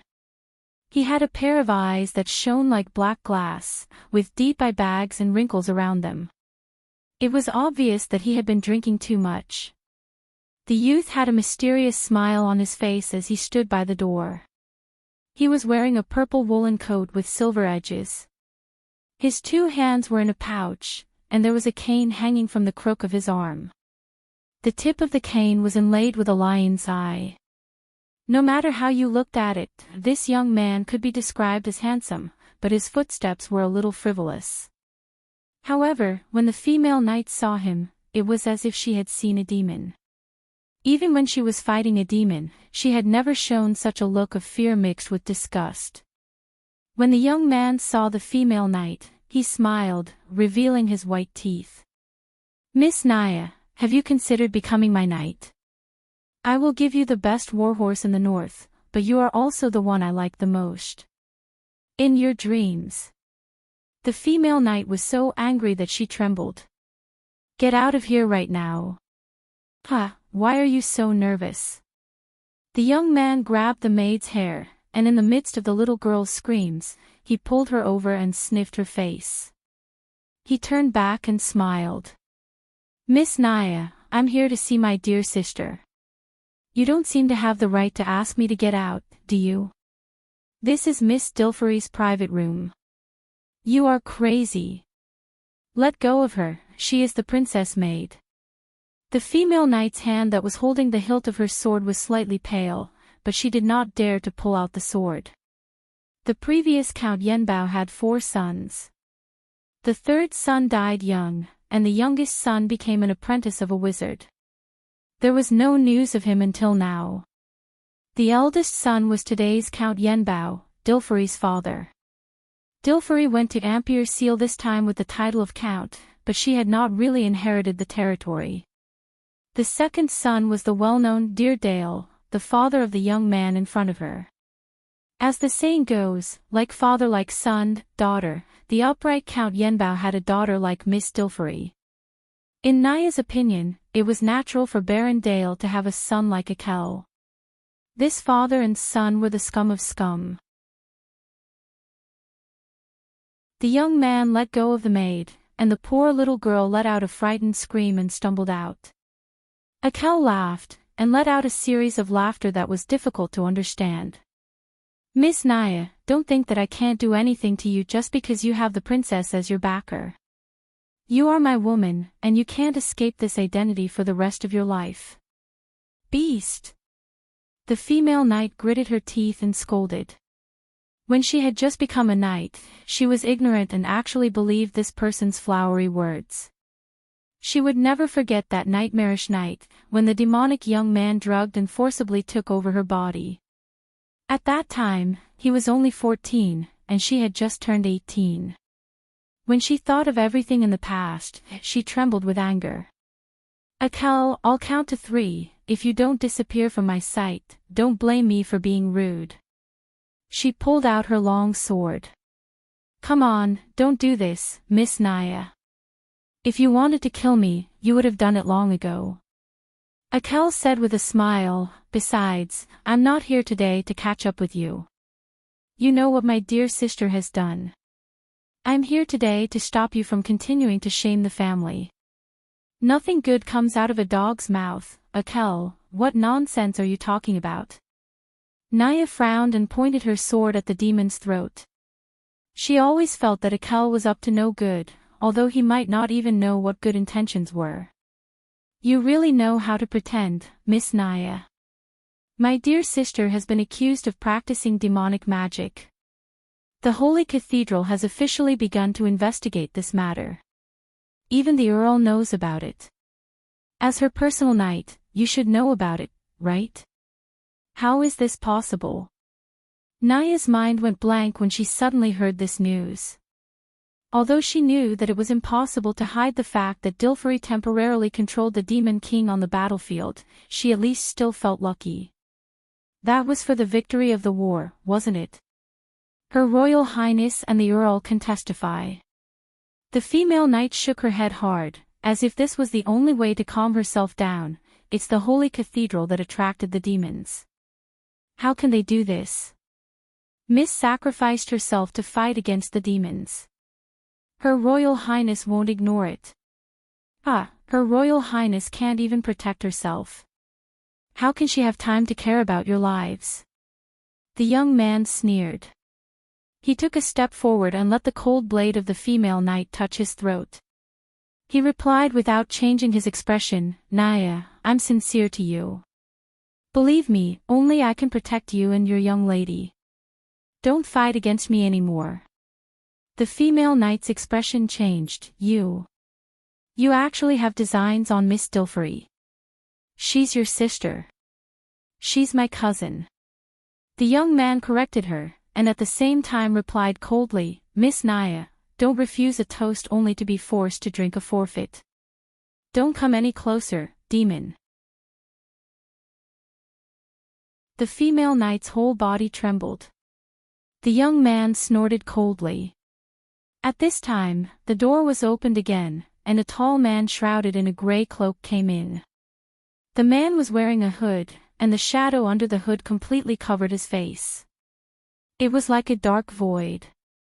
When he spoke, his buzzing voice came from the void. It took some time to deal with that knight. After all, he's a gold rank expert. Be careful, My dear sister has brought 3 of the most powerful knights in the territory. Deal with that woman first. Be careful not to hurt her. The young man turned his head slightly and ordered, his voice cold and without a trace of emotion. Understood, the man replied with a buzzing voice. He turned his head to face the female knight. Naya suddenly gasped. She saw that there was no shadow under the hood at all. There was nothing. It was a blank space. What did you do to Ronan? She roared and slashed at the mysterious man with her sword. In her impression, other than her, Ronan, and Yvette, there were no other experts in Yanbao who had stepped into the gold rank. But the person in front of her gave her a cold and terrifying aura. It was not like the power of elemental power, but more like the cold aura of death. Or it should be said that there was no sense of life. It was like a void. Before she could slash with her sword, she suddenly felt a terrible shock explode in her spiritual world. Naya had never experienced such a terrible power in her life. It was as if a sharp awl had been nailed into her brain, causing her to scream and kneel on the ground with her hands covering her head. The female knight's shrill screams made the young man frown. He saw that Naya's beautiful face was completely distorted. Blood seeped out of her nostrils and eyes. It was a horrifying sight. Then the tall man walked over and slapped her on the back of the neck, causing the female knight to tilt her head and faint. Don't you know how to be gentle with women? The young man asked impatiently. There's no 3rd gold rank human in this house. I don't have to hold back. The man replied with a buzzing voice. All right, the young man waved his hand impatiently, drag her out. I have something to talk to my dear sister alone. The tall man bowed respectfully before carrying the unconscious female knight out of the house. Akel looked back and smiled coldly. He closed the door and came to Dilfari's bedside. To be continued. If you like this work, you are welcome to come to Chidian. Calm to vote for me. Your support is my biggest motivation.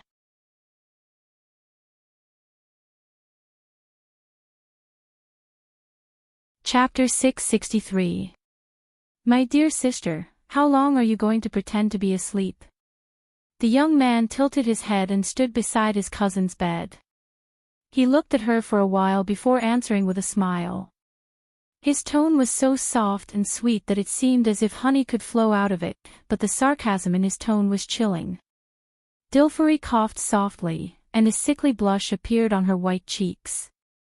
Her thick eyelashes slowly opened, revealing a pair of bright and clear eyes that stared at her brother.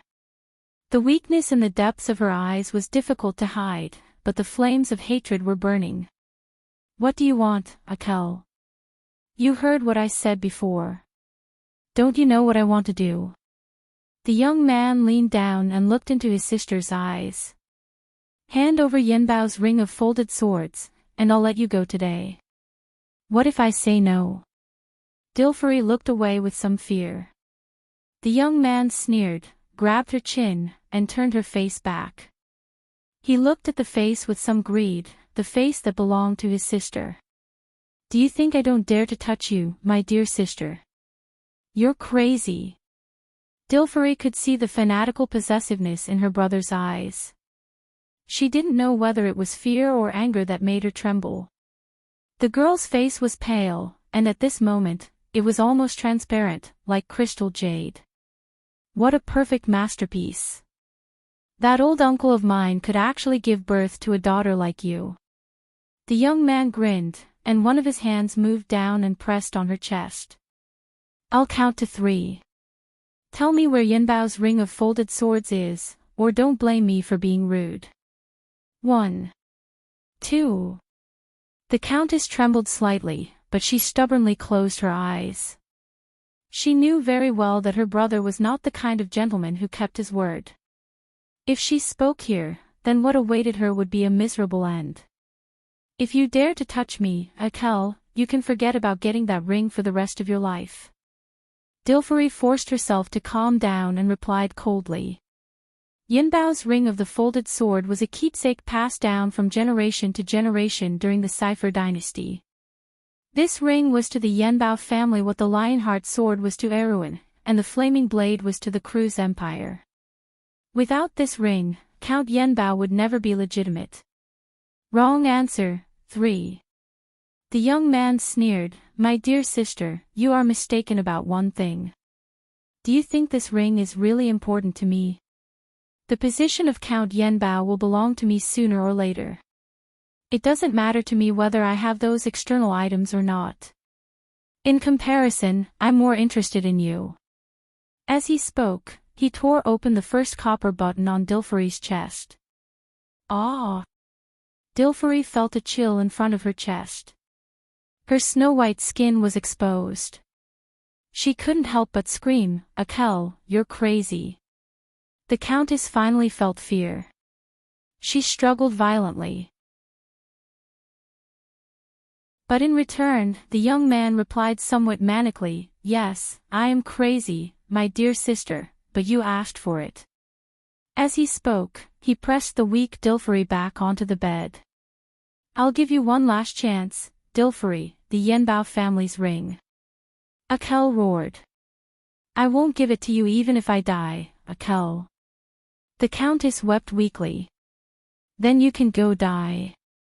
But as soon as the young man's voice fell, a cold voice replied, "Yes, I also think that some beasts should die." "Who?"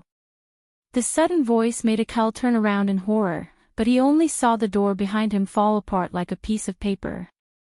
A long black sword pierced out of it, and in the next moment, it was already in front of him.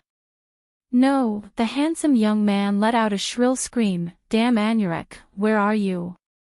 Naya recovered after a short period of unconsciousness. She seemed to be slowly waking up from a long dream. She only remembered that she seemed to have had a nightmare, and in that nightmare, there was a demon she didn't want to see. A conversation gradually became clear from this dream. "Brando, after the matter in Ampere Seal, I want to go with you to Tonajol." "Your Highness, what's wrong? Am I not welcome?" "No, I just feel a little confused." "Why would your Highness suddenly want to go to such a remote place?" "To be honest, if I could, I would rather stay in Ampere Seal. Because I have a best friend who was secretly abducted back to the territory by a lord. She is my best friend, and she was injured because of me. I have to go and see her." The man's voice suddenly coughed awkwardly. Two voices came from afar. The female knight was stunned for a moment before she realized that it was Her Highness and the Count. "So the Count is already awake," she thought, then subconsciously got up and wanted to go out to greet them. She was a little confused as to why she suddenly fell asleep. But when she moved slightly, she found that her hands were tied behind her back. In fact, her whole body was tied behind her back to a pillar. Naya suddenly woke up, and everything that had happened before seemed to immediately return to her memory. "Miss Dilferi." The female knight couldn't help but call out in a low voice. She suddenly opened her eyes and saw that the door in front of the hall had been pushed open by Brando and Her Highness. She immediately saw the maid beside them. And Brando saw the female knight tied behind her back at a glance. Of course, he still remembered this cow knight. When he first met Dilferi, he had even exchanged blows with her once. He remembered that the other party should be called Naya, Dilferi's personal knight. But what's going on? His face immediately changed. What the hell is going on? Her Highness also turned around and questioned the maid. Before they entered the courtyard outside, they saw the maid standing outside with a pale face, but when they asked her what happened, she couldn't answer. He and Princess Griffin realized that something was wrong and hurried over. They didn't even knock on the door and directly opened it. They didn't expect to see such a scene as soon as they opened the door. Brando rushed to Naya's side, helped the female knight untie the ropes on her body, and then took off the cloth ball stuffed in her mouth. Naya felt that the foreign object in her mouth was gone, and before she could catch her breath, she immediately shouted to Brando, "Mr. Brando, quickly go and save Miss Dilfary." "Where is she? What happened?" Brando's face changed. After he and the princess left Lucretia's weapon and armor shop, they also came to visit the Countess on the spur of the moment. Her Highness mentioned that Dilfary's condition wasn't too good. Forcefully using the devil armband had greatly overdrawn her life.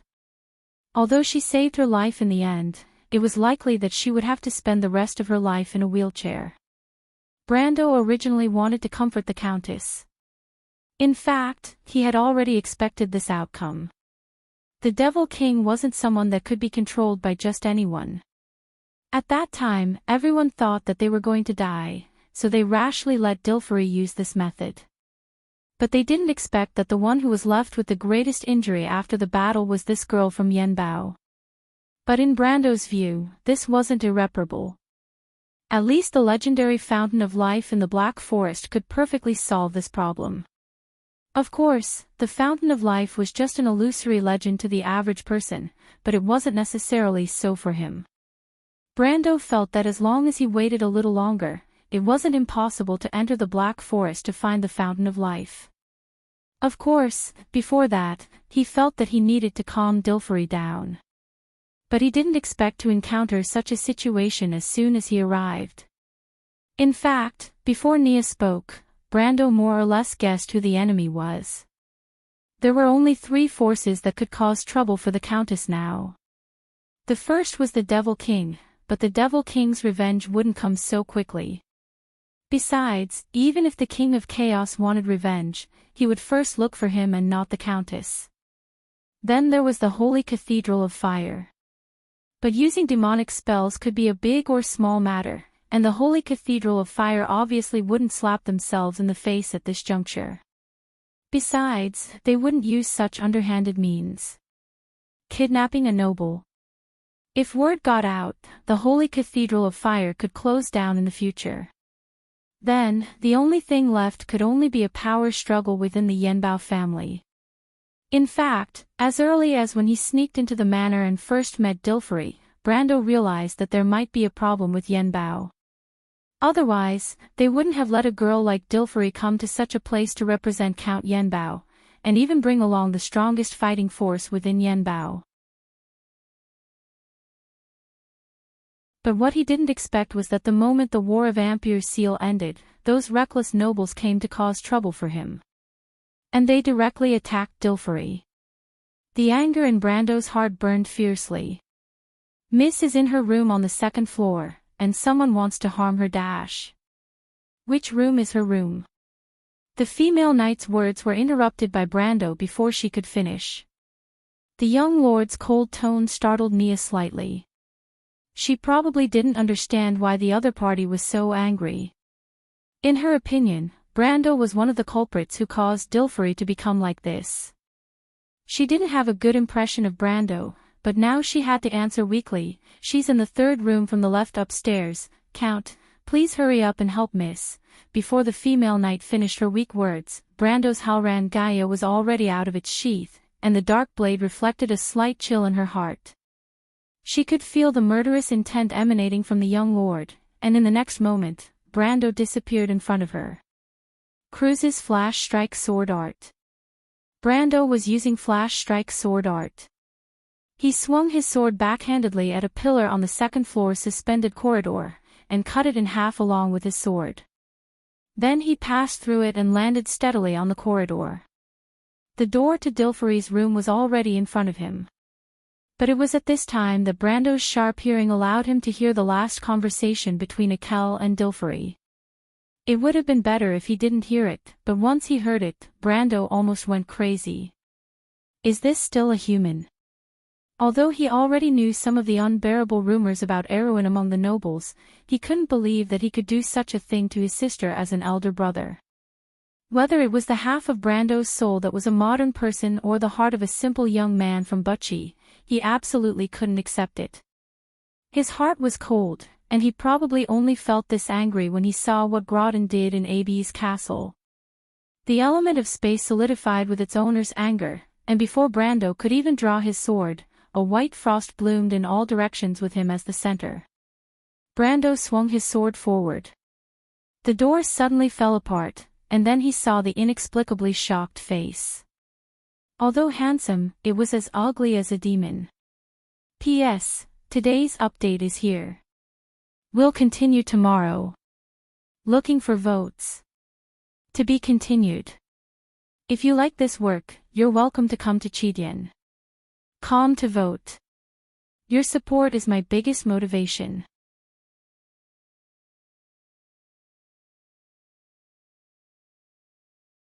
Chapter 664.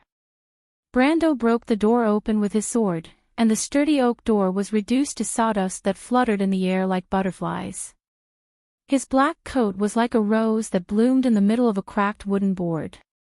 The petals extended forward, and a cold blade pierced out from the center, pointing directly at the noble young man on the bed who had one hand on the countess' neck.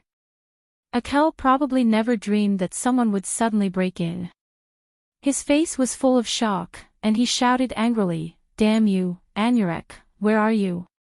The next moment, a black shadow pierced straight at him, but Brando had already guessed that there might be someone else in the room when he heard the young man's angry roar. He subconsciously pulled back the sword in his hand. Ding! There was a sharp sound that made one's teeth ache. Brando felt that the Halrangaya had blocked something. He squinted slightly, and only then did he see that it was a transparent longsword that shone like an ice crystal. "Get out of my way!" With a furious roar, the crystal sword pressed forward against the Halrangaya's blade, and it was about to cut Brando's wrist. But the Halrangaya was pushed forward, and a majestic force was released like a landslide or a tsunami. Instantly, the crystal sword that was as thin as ice was bounced away. Brando felt the gray shadow retreat, and then he saw that the person who held the sword was wearing a gray cloak that reached the floor. It was like a nightmare under the hood, and the black smoke was so dense that he couldn't see the person's face clearly. The ghost roared, and his muffled voice was filled with shock and anger. He probably never dreamed that this young human in front of him would have such terrifying strength. He didn't know that Brando was equipped with the Ghost Knight's crystal, and his strength was naturally one level higher than those of the same level. Moreover, it was a miracle that he reached the peak of gold at the age of 20. And Brando was the creator of this miracle, and he didn't intend to give the other party any chance. His long black coat was pulled back in the fluttering wood shards, and another ray of black light slashed at the strange person. Flash! Sword! The ghostly figure screamed strangely, as if it recognized Brando's swordsmanship. It had already been swept back to the bed by Brando's sword earlier, and now it had no choice but to raise its crystal sword to parry.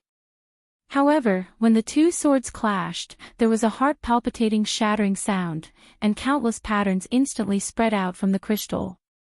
Brando did not say a word and continued to move forward with the Halrangaya in his hand. The next moment, the gleaming sword in the grey-robed man's hand suddenly shattered into countless pieces and exploded. The monster screamed as it realized that there was an insurmountable gap between it and the young man.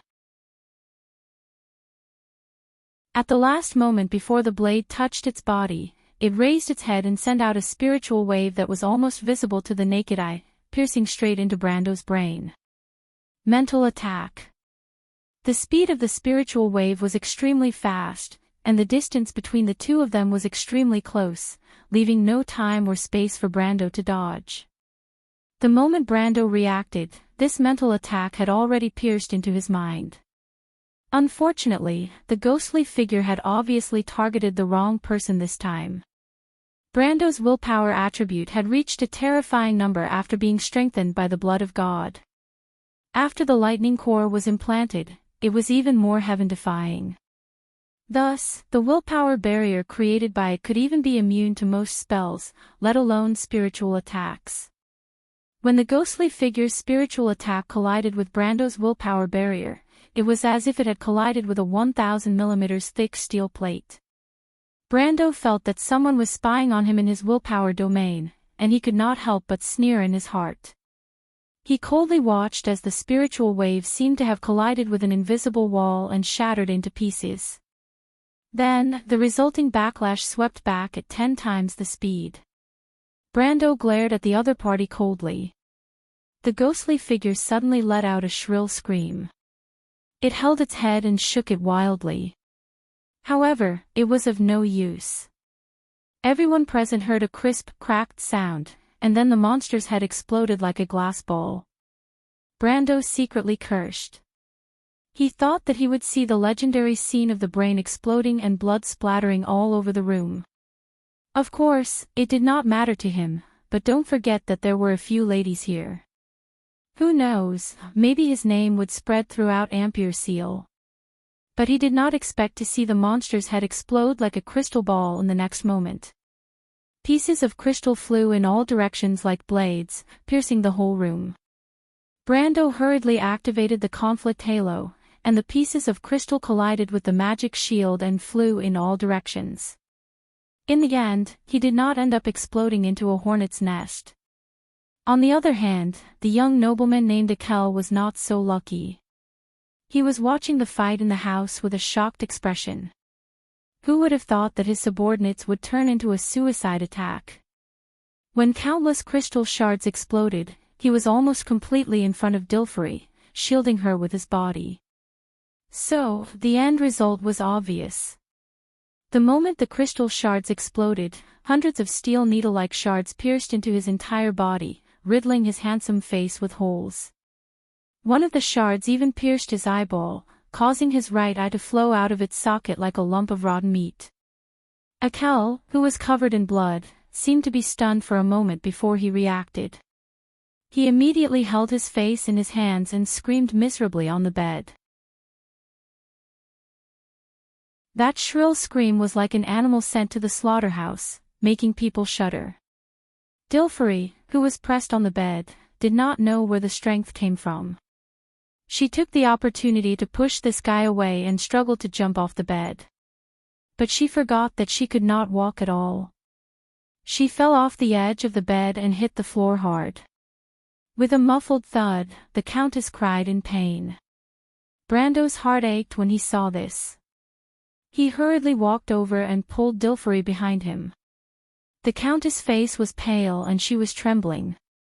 She did not even realize that the buttons on her clothes were all open, revealing her naked body. She did not even have the strength to hold on to Brando's sleeves. If it were not for Brando supporting her, the girl would have collapsed to the floor at any time. "Are you okay, Mr. Brando?" Dilfari seemed to have experienced a nightmare. The tears on her cheeks had not dried, but she could not say a word. "Don't be afraid. I'm here." Brando comforted her. He looked at the bloody man who was wailing on the bed. In fact, Akel had completely dyed the sheets red. Some strips of cloth stuck to his wounds and tore open new wounds, causing more blood to flow out from the wounds. Soon, this guy lost his strength and screamed miserably. He trembled on the bed as if he was afraid of touching any small wound. His wailing gradually turned into painful whimpers. It was obvious that this guy was not going to live. However, Brando did not have the slightest sympathy in his heart, especially when he saw Dilfari like this.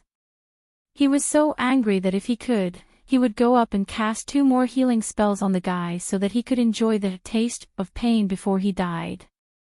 At this time, Princess Griffin rushed up to the 2nd floor. Her face changed when she saw the scene in the room.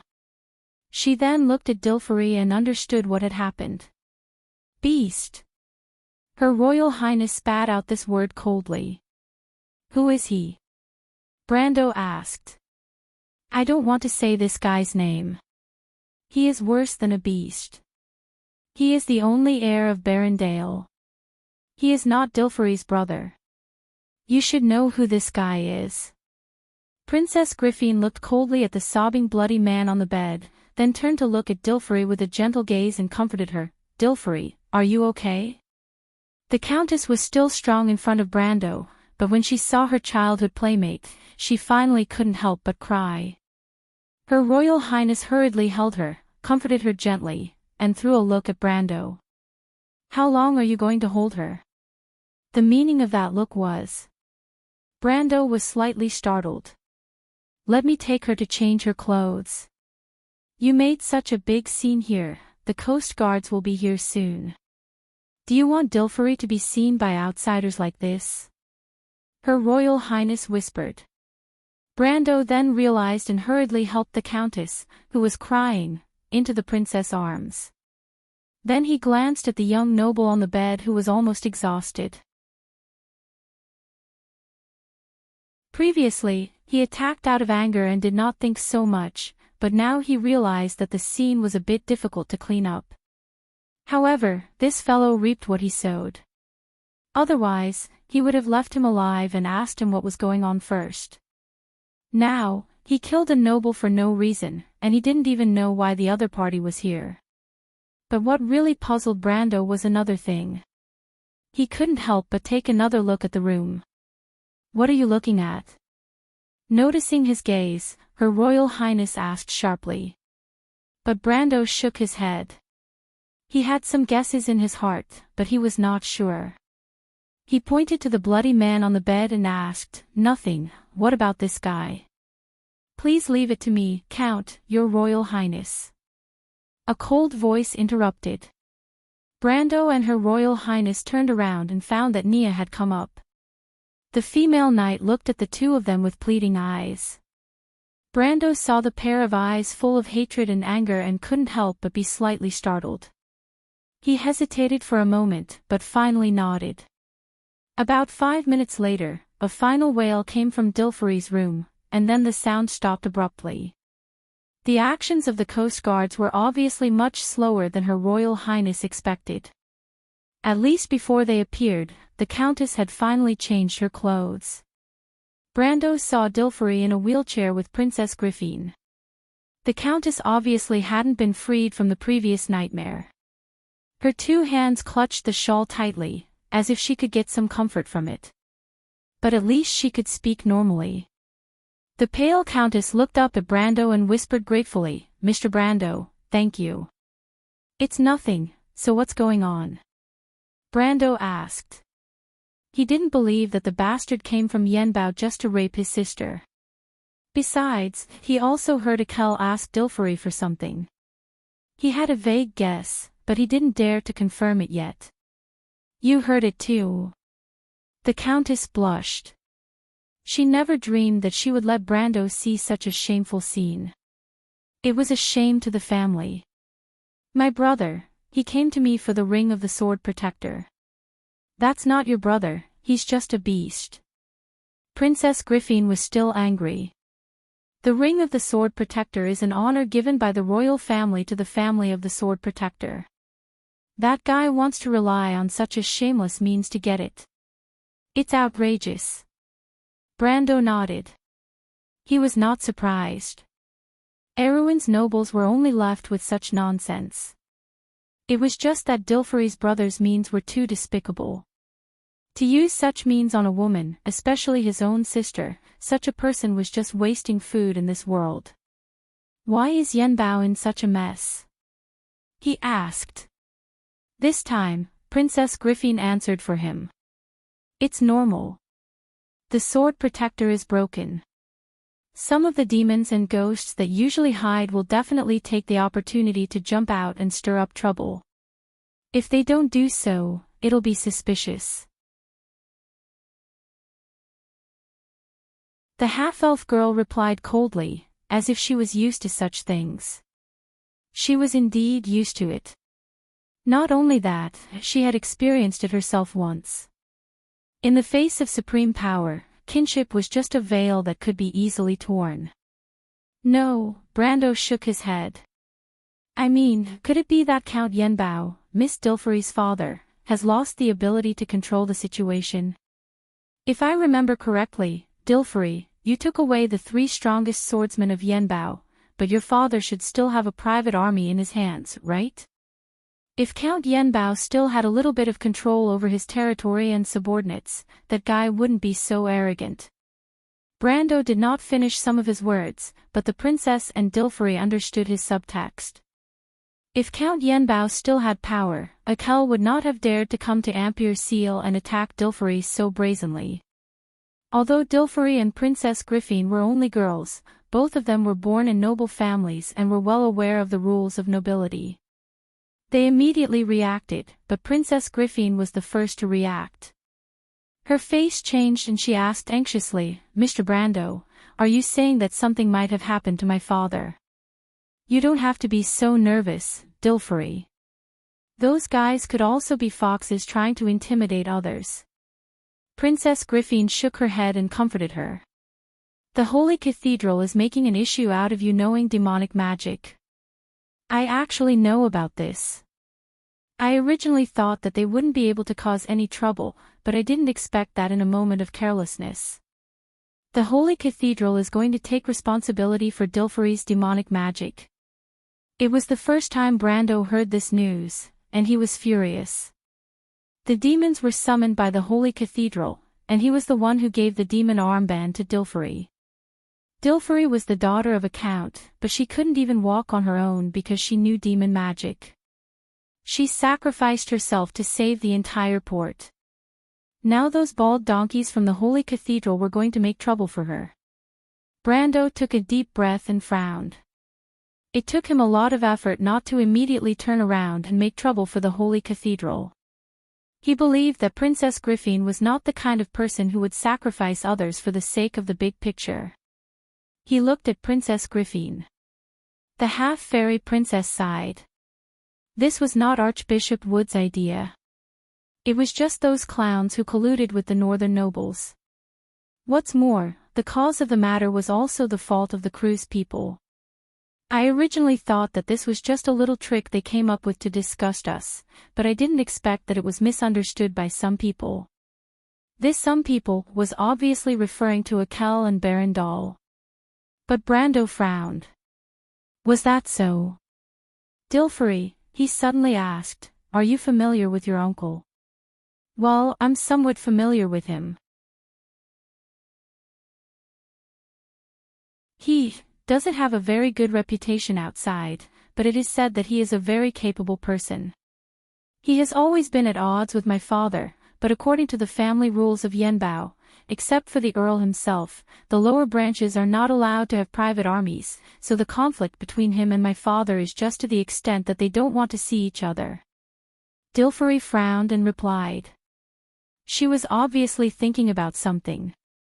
Then do you know what kind of retainers he had before? Brando asked.